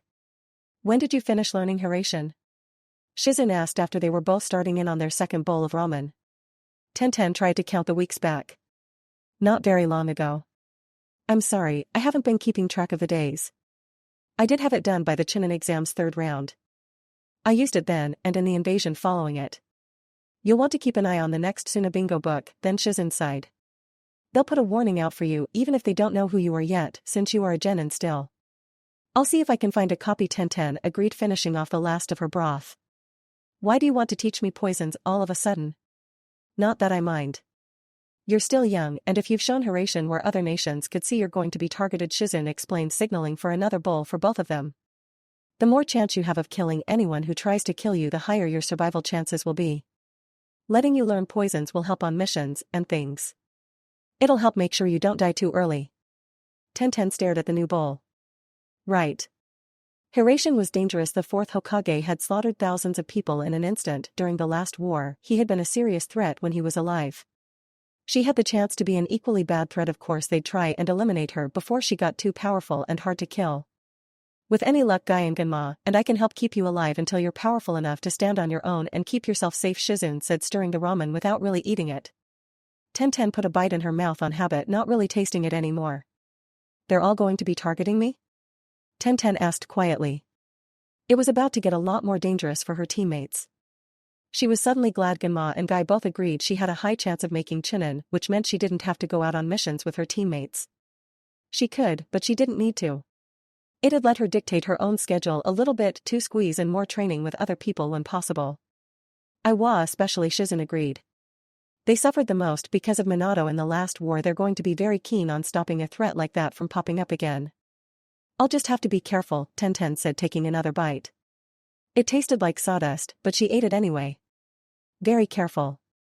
We'll train you as much as possible as quickly as we can to get you up to a rank, at least, Shizune reassured her. Poisons will help put people in the ground. Getting faster with Hiraishin will also help. Learn more melee weapons too, just in case. I'm working on more of those, Tenten admitted. I'd like to work on the Tanto more next. I don't know anything besides the very basics. I'm sure we can find someone to train you, Shizune said, smiling. She put money on the counter. Even at a glance, Tenten could tell it covered both of them.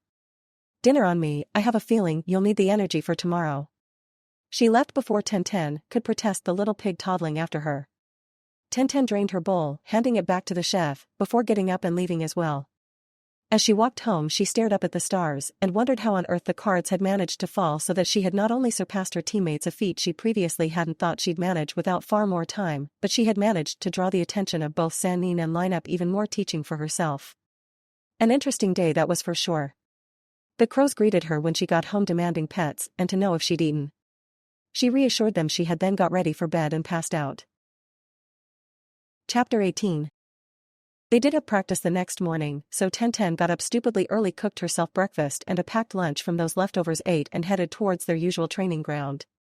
Honestly, she was just grateful she hadn't had any nightmares the previous night, or at least none she could remember. She was slowly adjusting to the killing from the invasion, but she was adjusting. Hey boys, Tenten called to them, waving. Niji didn't bother acknowledging her. He must still be sulking about her defeating him in front of almost all of Konoha. Boys. Hello, Tenten.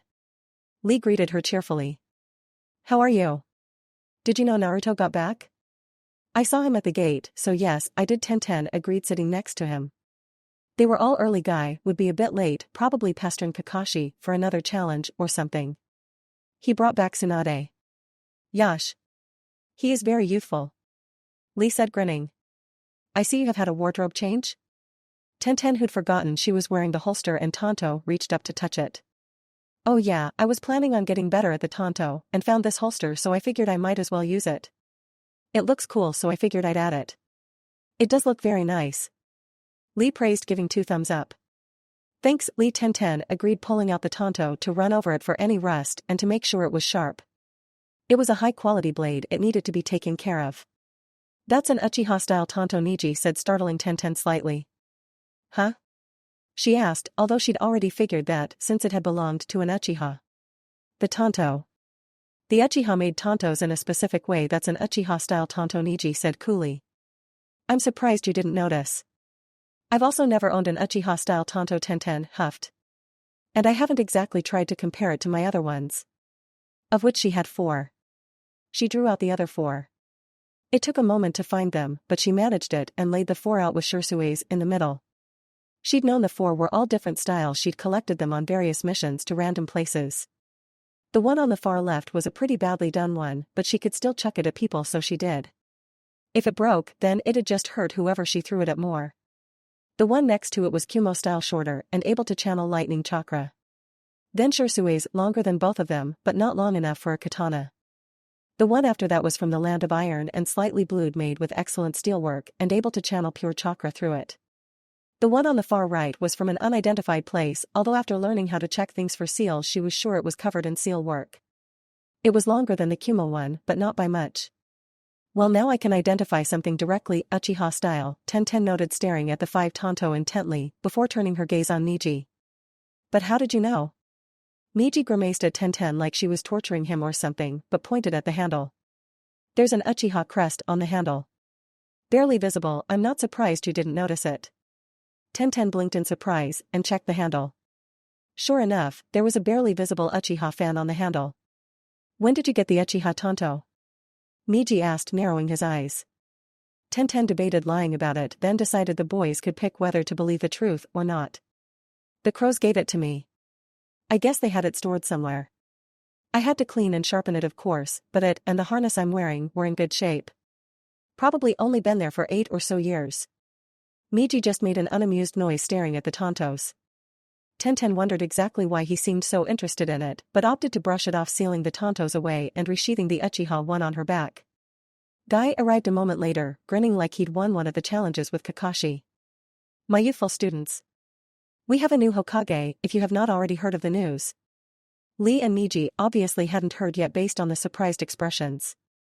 This does mean that Chunin promotions can officially be handed out. Guy added, beaming. Tenten could almost see the sun reflecting off his teeth. Tenten. My beautiful lotus. You have bloomed so amazingly and have been promoted. Our esteemed Hokage summoned you before her immediately. Tenten blinked, stunned. Right now? Indeed. She assures me you shall be back before training ends, so you need not worry about that. I wasn't particularly worried about that, but thank you, Sensei. Tenten said, her face falling into the amused look she knew she wore 85% of the time she was around her team. Oh well, time to meet their Hokage properly. And for a promotion too. Who knew? Well, Genma had guessed she would be promoted, so this probably shouldn't be quite so much of a shock. Hokage Tower was across the village and Tenten had a seal there already, so she teleported to the seal that was at the base of the tower and walked in. Shikamaru and Shino were both there when she entered, and Tsunade was sitting at her desk with Shizun her. Now that you're all here, I'll get to the point, Tsunade said, leaning heavily on one arm. Congrats, you moved up, you get a fancy vest and more responsibility, congratulations, Shu. Tenten snorted as she caught Shizun rolling her eyes exasperatedly. Great, Shikamaru groaned but fetched his vest and left. Shino inclined his head politely and followed suit. Jiraiya should be with your sensei at training ground 18, Tsunade told Tenten. Guy knows this, so you're fine to go. Tenten inclined her head and reached for the marker closest to training ground 18 after grabbing her new vest. She walked the rest of the way and found Genma and Jiraiya hunched over a table that definitely hadn't been in this training ground last Tenten was here. I'm here, she said, dodging the automatic Senbon that flew at her arm. A thing she was very used to. Oh, Tenten, hello, Genma sighed, rubbing a hand over his face. This is Jiraiya, but I guess you've already met him. I have. Tenten agreed, joining them at the table.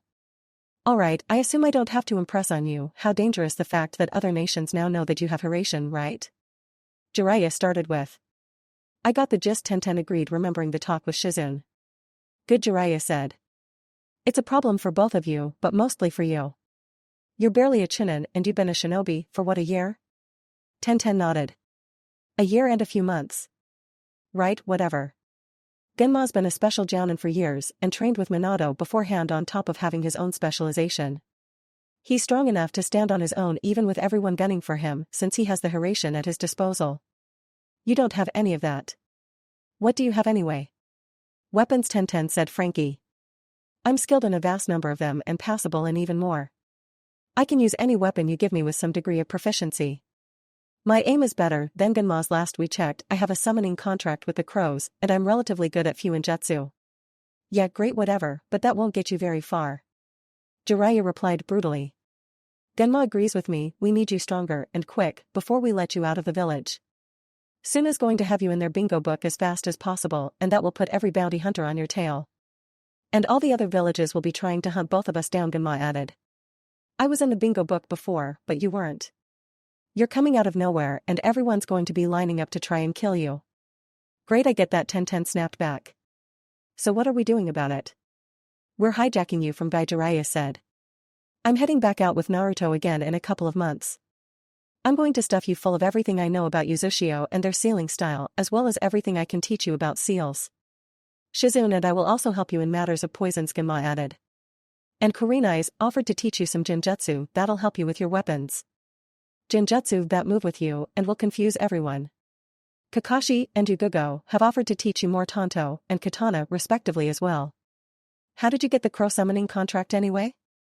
Jiraiya asked suspiciously. The crows gave it to me, Tenten said, dipping her head. They aren't a usual summoning contract, they don't have a realm in the summoning lands. Jiraiya frowned. They live around Konoha? They're the murder near the Naka River, Tenten agreed. I guess they deemed me worthy of their contract. Are you the first person to have a contract with them? Jiraiya asked, narrowing his eyes. No. Uchiha Shursui and Uchiha Itachi both have signed it. Tenten tapped a finger against her leg. I can't find out who Shursui is, though it's like he never existed. I can't tell you a lot, Genma spoke up hesitantly. But Shursui wasn't a person to be taken lightly. And he wasn't someone who disappears quietly. If you can't find anything about him, that's not a good sign. Forces are always at work inside the village, Jiraiya replied cryptically. Alright kid, what's your schedule look like? And how much can we overload it before it's too much? Since I'm a chunin and you said you aren't letting Guy keep me anymore, I guess I don't really have a schedule, Tenten replied shrugging. You're an orphan, right? Genma guessed. At her nod, he continued. How many D ranks do you need to complete in a week to keep rent paid and yourself fed? Tenten considered it. It depends on the D rank, but I have a fair amount saved up as a last resort. I could use that instead of continuing with missions. No, keep that, Genma said, shaking his head. I'll see what I can do to convince someone to let me take you on a couple bigger missions sometime. Better sooner rather than later, Jiraiya warned. Get to work on a schedule, I have research to do, he grinned lecherously, and Tenten made a mental note not to go near public bathing houses while he was in town. And warn what women she could as well. If you do anything even remotely unsavory in any direction anywhere near Tenten, I will be making sure you cannot have children, Genma threatened calmly. Jiraiya's hand shot to his crotch and Tenten suppressed a giggle. I won't. Jiraiya said with a very unmanly squeak. Chapter 19. With Tenten's new schedule, days were hectic. In the end, Genma decided not to bother with missions, and just made her eat with him for dinners and lunches, and transferred the automatic taking out of the money for her rent to his bank account. Despite numerous protests from her, she still took care of her own breakfast, which was good by her. It left her something she could still do on her own.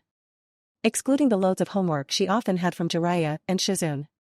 She was slightly grateful she wasn't dealing with dinner or lunch anymore, since her kitchen had started getting overrun by materials for poisons and general poison things.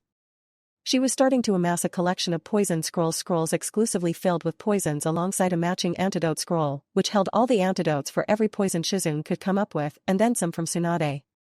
Her skill with the Tanto and Katana were improving by the day from sparring with Kakashi and Yugugo, plus some extra tutoring on the side from Kurenai regarding Genjutsu, both doing them and breaking out of them. Then Sasuke thought it'd be a great idea to run away. And Shikamaru followed him, completely forgetting she even existed on their chase, taking Niji Choji Kiba and Naruto. She could understand not taking Lee, who was still injured, or even not taking Sakura and Ino, who were, Tenten hated to say it, but it was true, pretty much useless. Hinata was excusable since they were already taking her cousin, who was older and had more experience with the Byakugan. But not taking her or Shino? The only other two shinobi of their generation who made chunin on their first try? That was stupidity Tenten didn't think she'd see from someone of the Nara clan. Then again, they were pretty sexist as a clan, so perhaps that was why.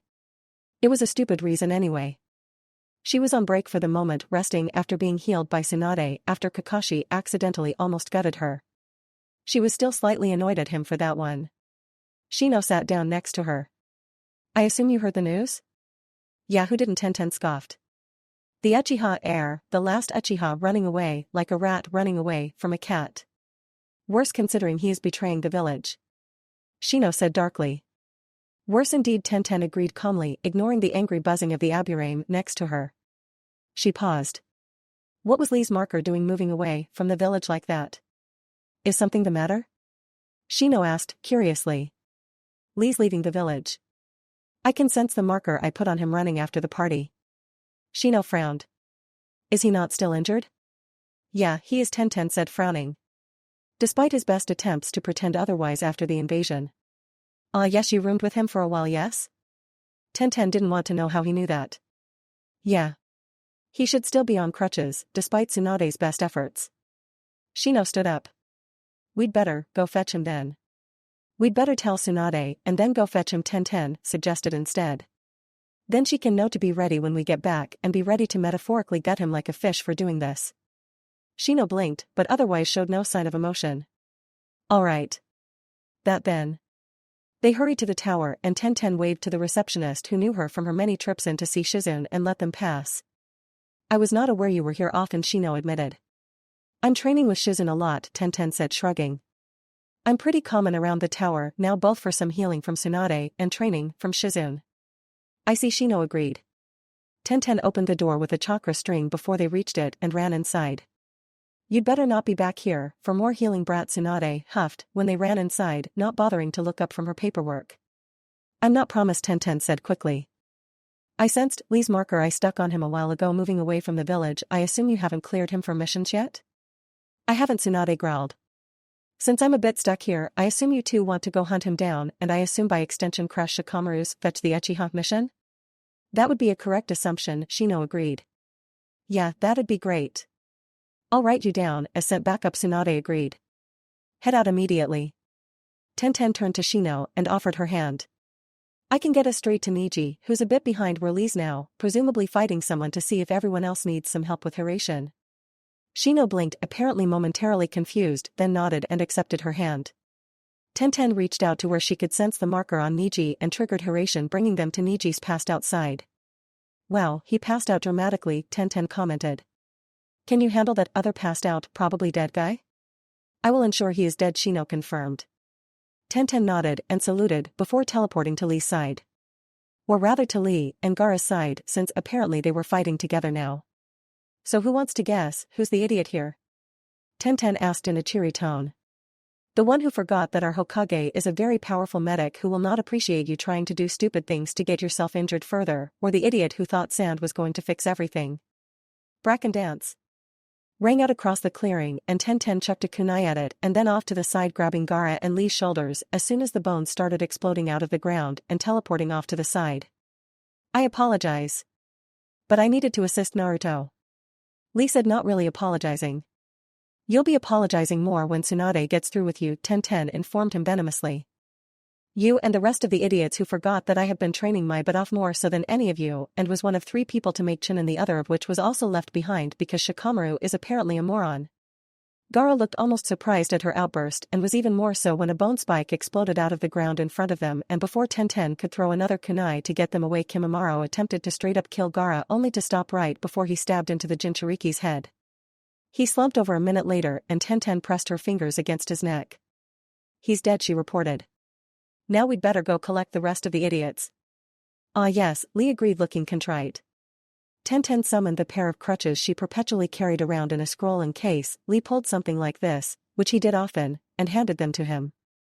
You will be using these while we head back, or Tsunade will have your head. Lee nodded meekly and accepted the crutches, leaning on them gratefully. Tenten smiled viciously at Gaara. Now do you have somewhere to be, or are you coming back with us? Back with you, Gaara said slightly too quickly, staring at her. Wonderful, she spat. Let's go. I have 1 more idiot teammate to pick up, 2 more idiot genin and 1 more stupid Chunin. I will be beating up the second he is conscious enough for me to actually beat the tar out of him. She started striding back towards Konoha, uncaring of whether Gaara and Lee were following her. They reached where Kiba was sitting leaning against a tree while Kankuro stared at his puppet sitting in the middle of the clearing with blood pooling around it. Hello idiots, Tenten greeted, cheerful with zero patience for further BS. We're going back to Konoha, you're welcome to join us on our search for the other dinguses. Niji, Choji and Shikamaru stopped to battle the other sound 4 before here Kiba groaned, cradling something small, white and also covered in blood. Akamaru, Tenten assumed. I gathered as much, Tenten agreed. Gaara, I would suggest making some stretchers, it doesn't look like Kiba will be going much of anywhere. Kankuro stood up and recalled his puppets. I'm going to need to clean that one out. He wrinkled his nose at the one covered in blood. Tenten tossed him an empty storage scroll. Seal them up and let's go. Niji was closest and Tenten easily led them to where her idiot teammate was still passed out, with Shino walking around and inspecting the area.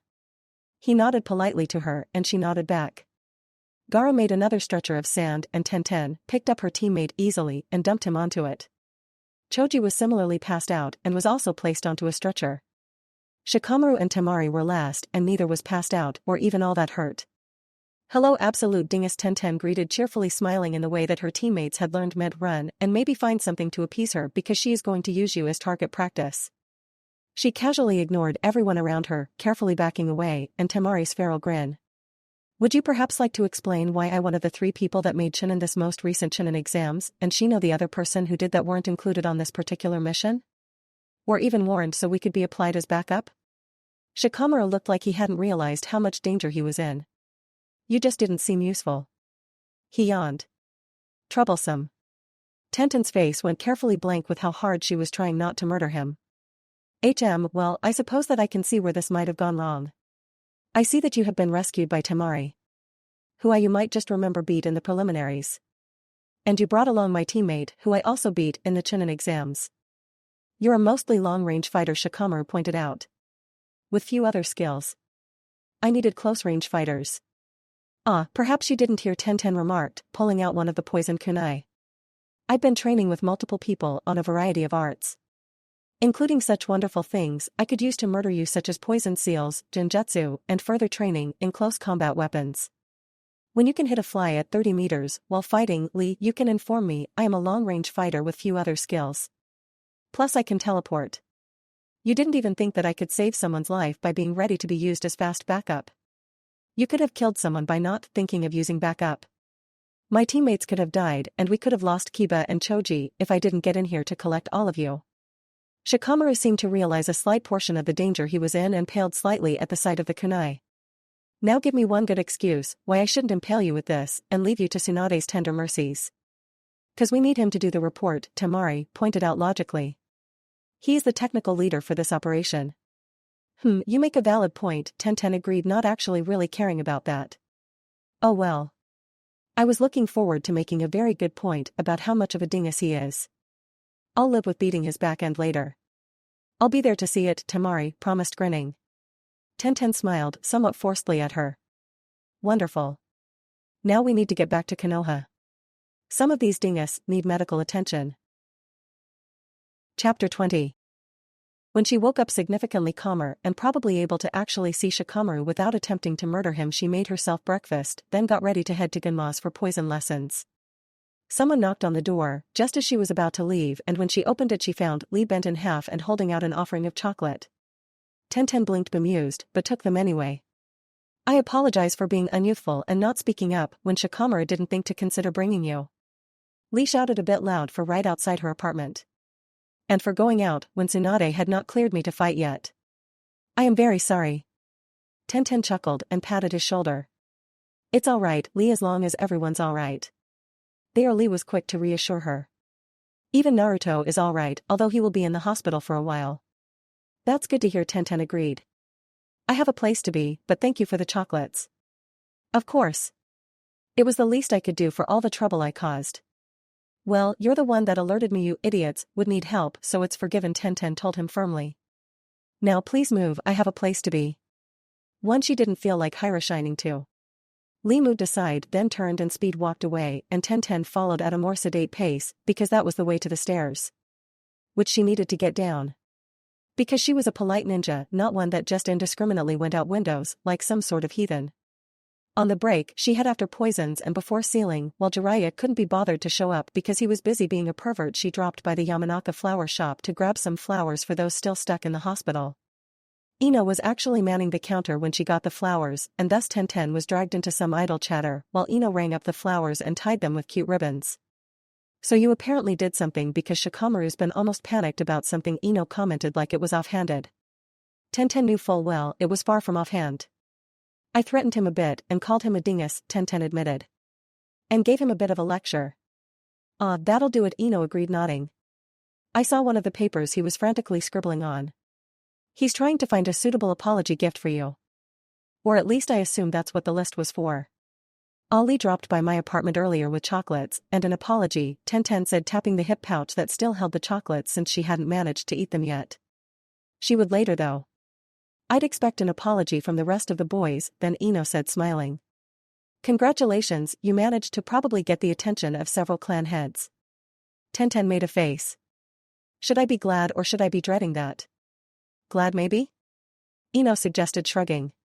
I heard Dad talking with Shikaku and Chizo last night about something and heard your name mentioned, so who knows really? That's not reassuring in the slightest, Tenten groaned. Well, I need to hurry if I'm going to drop these all off, then get back for some more training. Good luck? Ino called after her. Luckily, the hospital wasn't too far away and she had a Hiraishin marker there anyway, just in case. I'm here to see whoever of the retrieval of Uchiha Sasuke mission is still in the hospital, Tenten informed the lady at the front politely. Nice of you to be here. Nantami, one of the nurses, came out of one of the hallways. They know you better, maybe you can intimidate them better than I can. I'll get them back in bed, Tenten sighed, well used to doing this with Lee. Repeatedly. Sometimes Miji too. Naruto's room was first and he was jumpy and incredibly on edge, nearly jumping onto the ceiling when they came in. You have got to settle down, Tenten told him sternly, approaching his bedside and putting his flowers in the vase with the others. Nantami's not mean. I'm only mean to idiot ninja who don't stay in bed, Nantami agreed, smiling with too many teeth. Naruto seemed to settle down slightly at that, although still flinched at odd sounds. Tenten assumed he had some trauma with the hospital. Tenten was about to leave when Naruto straightened abruptly, making Nantami glare at him. Oh. I was gonna say, Naruto said quickly, relaxing under Nantami's glare, for stressing his body. I'm sorry too for not making Shika bring you along too. I doubt you had a say in the choosing of the team, but I thank you for the apology. Tenten agreed, smiling. Rest up and heal, Naruto. He brightened and nodded, and Tenten left, following Nantami to the next room. Choji had appeared. He didn't seem to be trying to get out of bed, although he was still very thin. It looked unhealthy on him. Akimichi were supposed to be round, the lack of fat and muscle looked weird. Hey Tenten, Choji greeted her, waving tiredly. Did you bring food? I didn't, sorry, Tenten apologized, setting his flowers on the bedside table. I only brought flowers. We'll get you some food in here in a second, Nantami reassured him. Feel better soon, Tenten told him, leaving for the next room. She had to be quick, she was running out of time. Although she did have a Hiraishin marker where they'd be, so she had more time than a normal person. The next room was Kiba's. He was still in the bed with Akamaru sleeping between his legs. He blinked and looked up when she entered. Oh hey Tenten. Hello to you too, Kiba, she greeted, laying the flowers on his bedside table. Are you doing well? They say I can be discharged later today, Kiba said proudly. Akamaru will need more rest before we can get back to active duty though. Well, heal fast. I have to get moving since I'm on a bit of a time crunch. Good luck, Kiba called after her.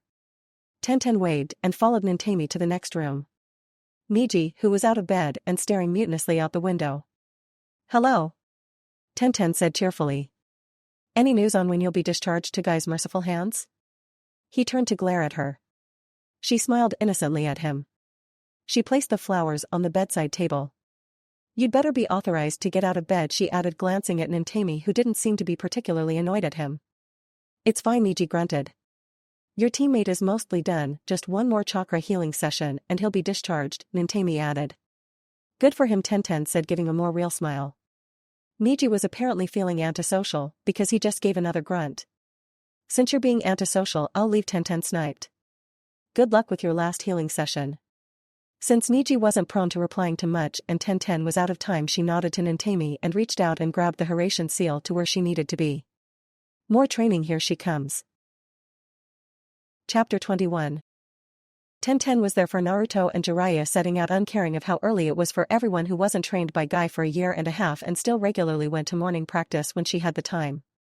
When she did manage to corner Naruto away from Jiraiya to give him her gifts she'd been designing in her spare time. I asked Shizune, and here's a poison that'll keep him in bed and able to give you advice for a week, Tenten said quietly, so as not to let Jiraiya know she was giving it to Naruto to use.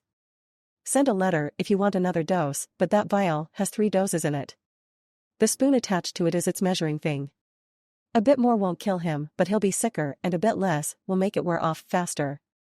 What's it for? Naruto asked, guileless face, apparently unknowing of what his now mentor liked getting up to. In case you need him to stick around and give you advice instead of sneaking off to be a pervert, Tenten replied, smiling wryly. He's not a hands-on kind of teacher. If you want a book from the Konoha library, you can send a letter too, and I'll get one of the crows to send it, they're better for carrying delicate things. Thanks? Naruto said, more of a question than a statement. Tenten just patted him on the shoulder and figured he'd get it eventually. He'd figure it out. You have fun. Good luck. He'd need it. With that out of the way, she went back over to stand near the gate to let them leave. You'd better teach the kid something, was all she said to Jiraiya as he left. He had enough of an ego, he could survive without her thanking him. Sure kid. Sure. Tenten just scoffed as she waved to Naruto.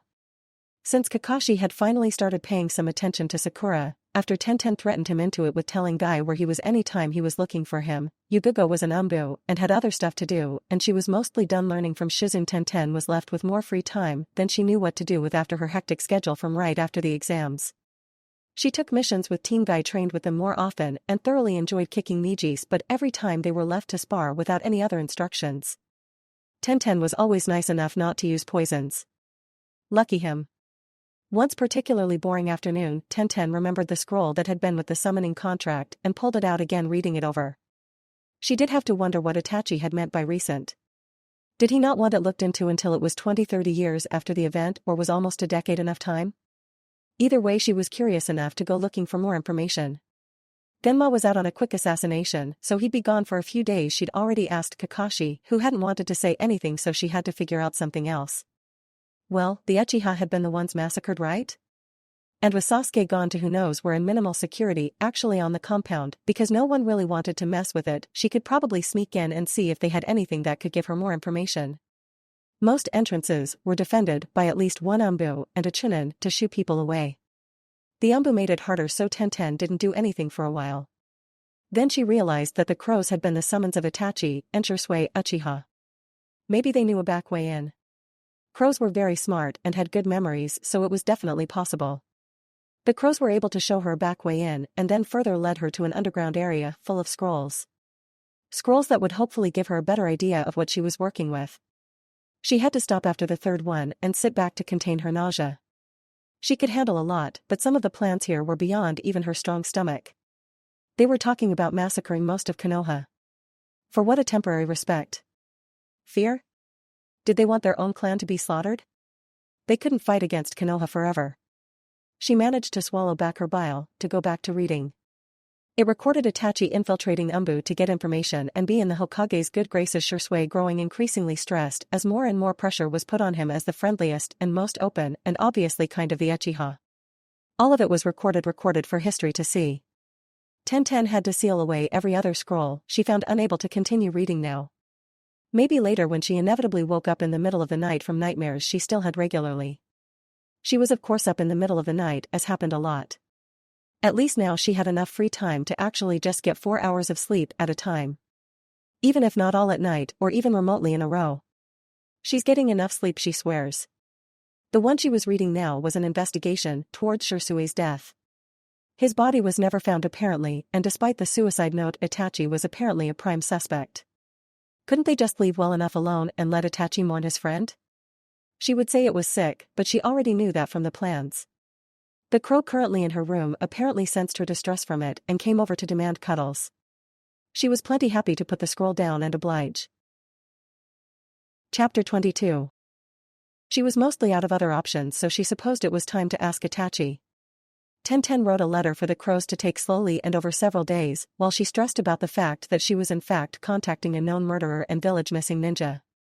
Genma seemed almost concerned about her probably obvious stress, although of course Lee and Niji didn't notice a thing. She loved her boys, but they wouldn't notice a bug if it flew in front of their faces. A thing she'd seen happen several times. You'd think they'd have better spatial awareness, they were ninja, after all. And Niji was a Hyuga. Either way, her dumb boys. Once the letter was off and the entire matter was out of her hands, she relaxed slightly. The ball was in Itachi's court for now. Nothing she could do. Since she was a chunin and expected to reach Jounin within a year or two, maybe less, she had more access to missions like sorting through old files to see which ones could be thrown away or which ones needed to be written down somewhere else. It was pretty rare someone actually wanted to do those tasks, so once she offered to do it once, most of the missions were funneled toward her.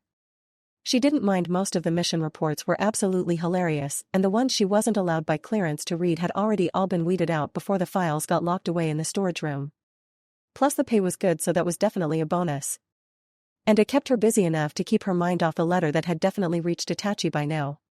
While going through another box, this one of a rank missions, mostly some assassinations, and the occasional hilarious-sounding destruction mission, she found a dark file. Umbu.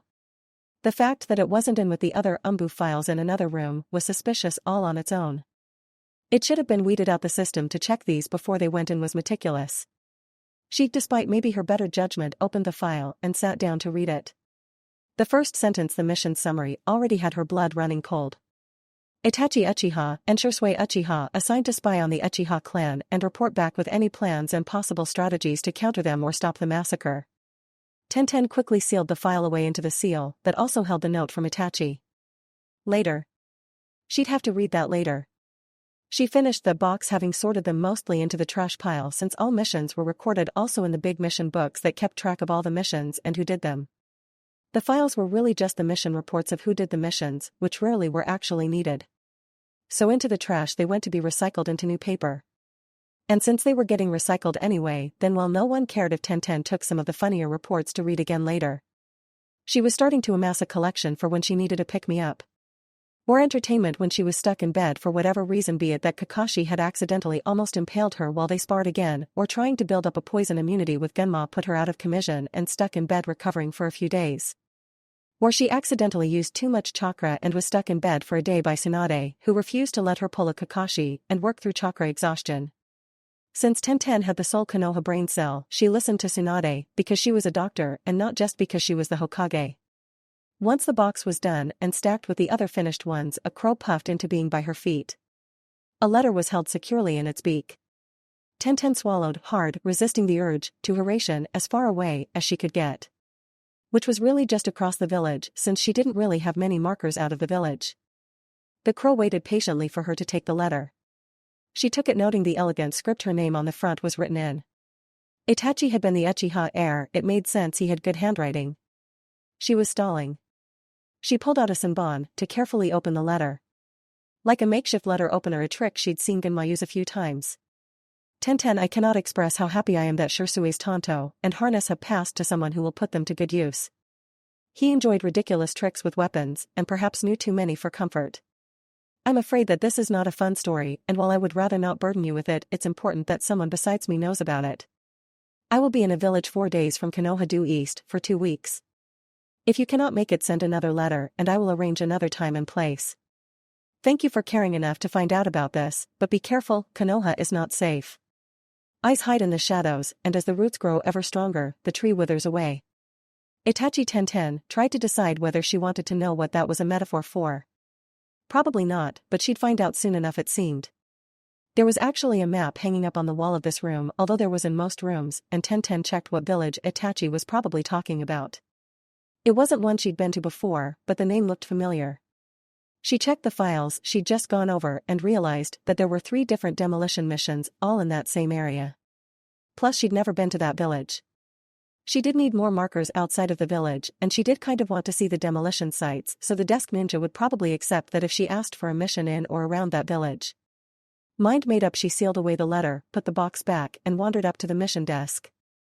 It had been the last box in the chunk of the room she'd been doing for this mission. Since the rooms were so dense, they were high C rank 4-hour missions, so she went up both to collect her pay and for a mission. Hello Tenten, Ringo was on the desk today, Irika next to her. How goes it?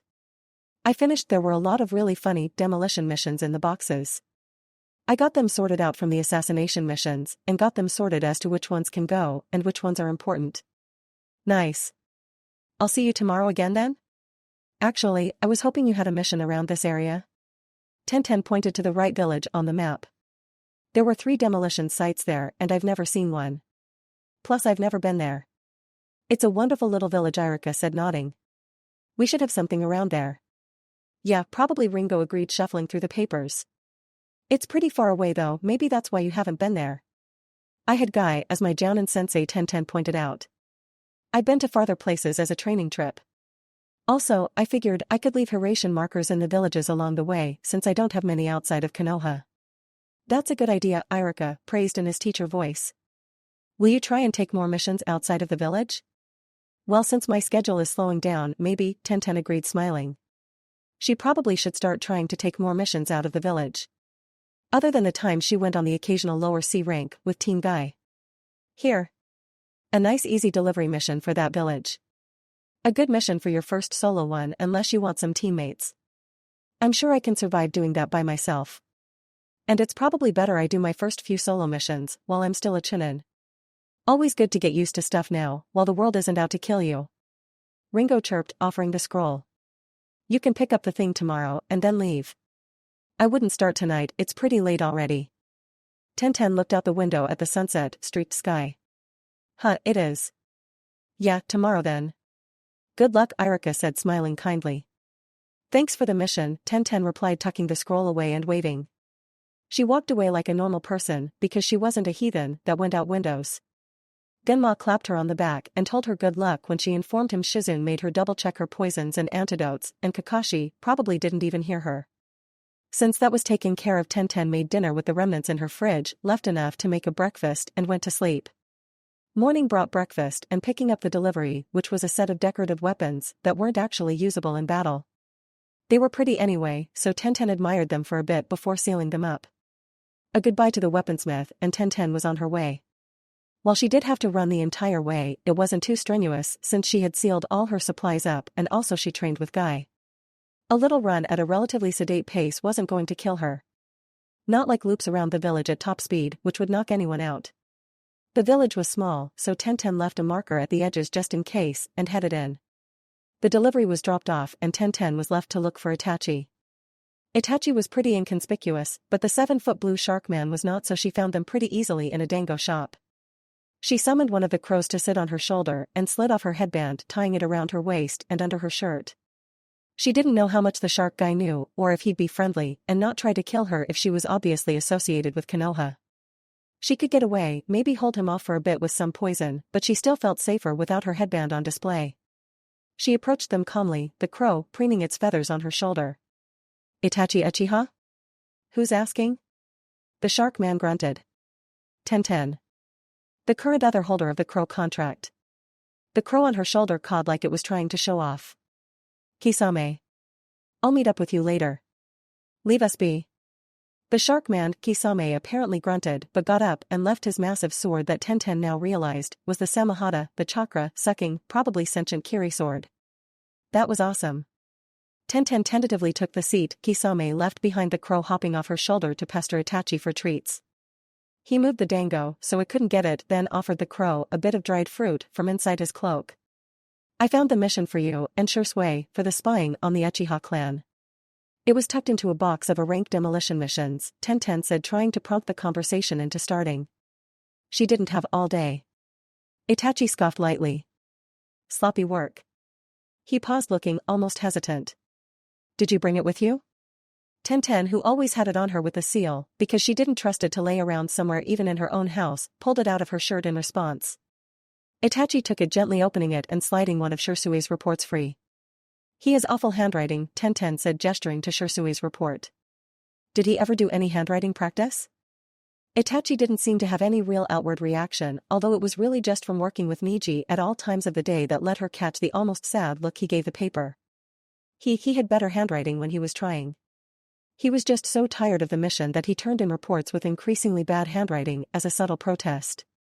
He thought it was hilarious. Itachi's head bowed and he placed the paper back in the folder. He was so bright, and then he was gone. Blown out like a candle in wind.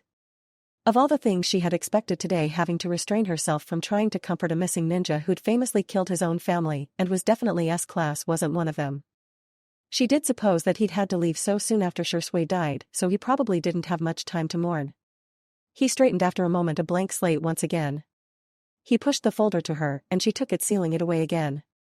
What do you want to know? Everything. In the end, they had settled on writing down all of the important information in a series of letters aimed at no one for Tenten to say the crows brought her. She would bring them to Shizune, who would hopefully help her bring them to Tsunade without getting tossed to TNI. When she did enter Shizune's office, it was to find her kissing Genma. Or rather making out with him. Tenten turned her gaze to literally anywhere but them, resisting the urge to turn around. She shuffled her feet, hoping they'd stop and notice her, but it didn't seem to be in the cards. Tenten coughed lightly, drawing their attention.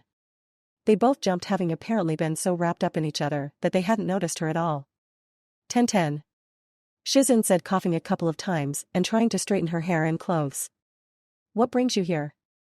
Well, the crows brought me some very concerning things after I got back and turned in the mission report. She held out the seal Itachi had oh so carefully drawn. A basic storage seal copied from one he actually had on him. It wouldn't be traced back to Tenten. Letters. From the other holder of the contract. Genma and Shizune paled slightly, but Genma reached forward to take the seal anyway. What are they about?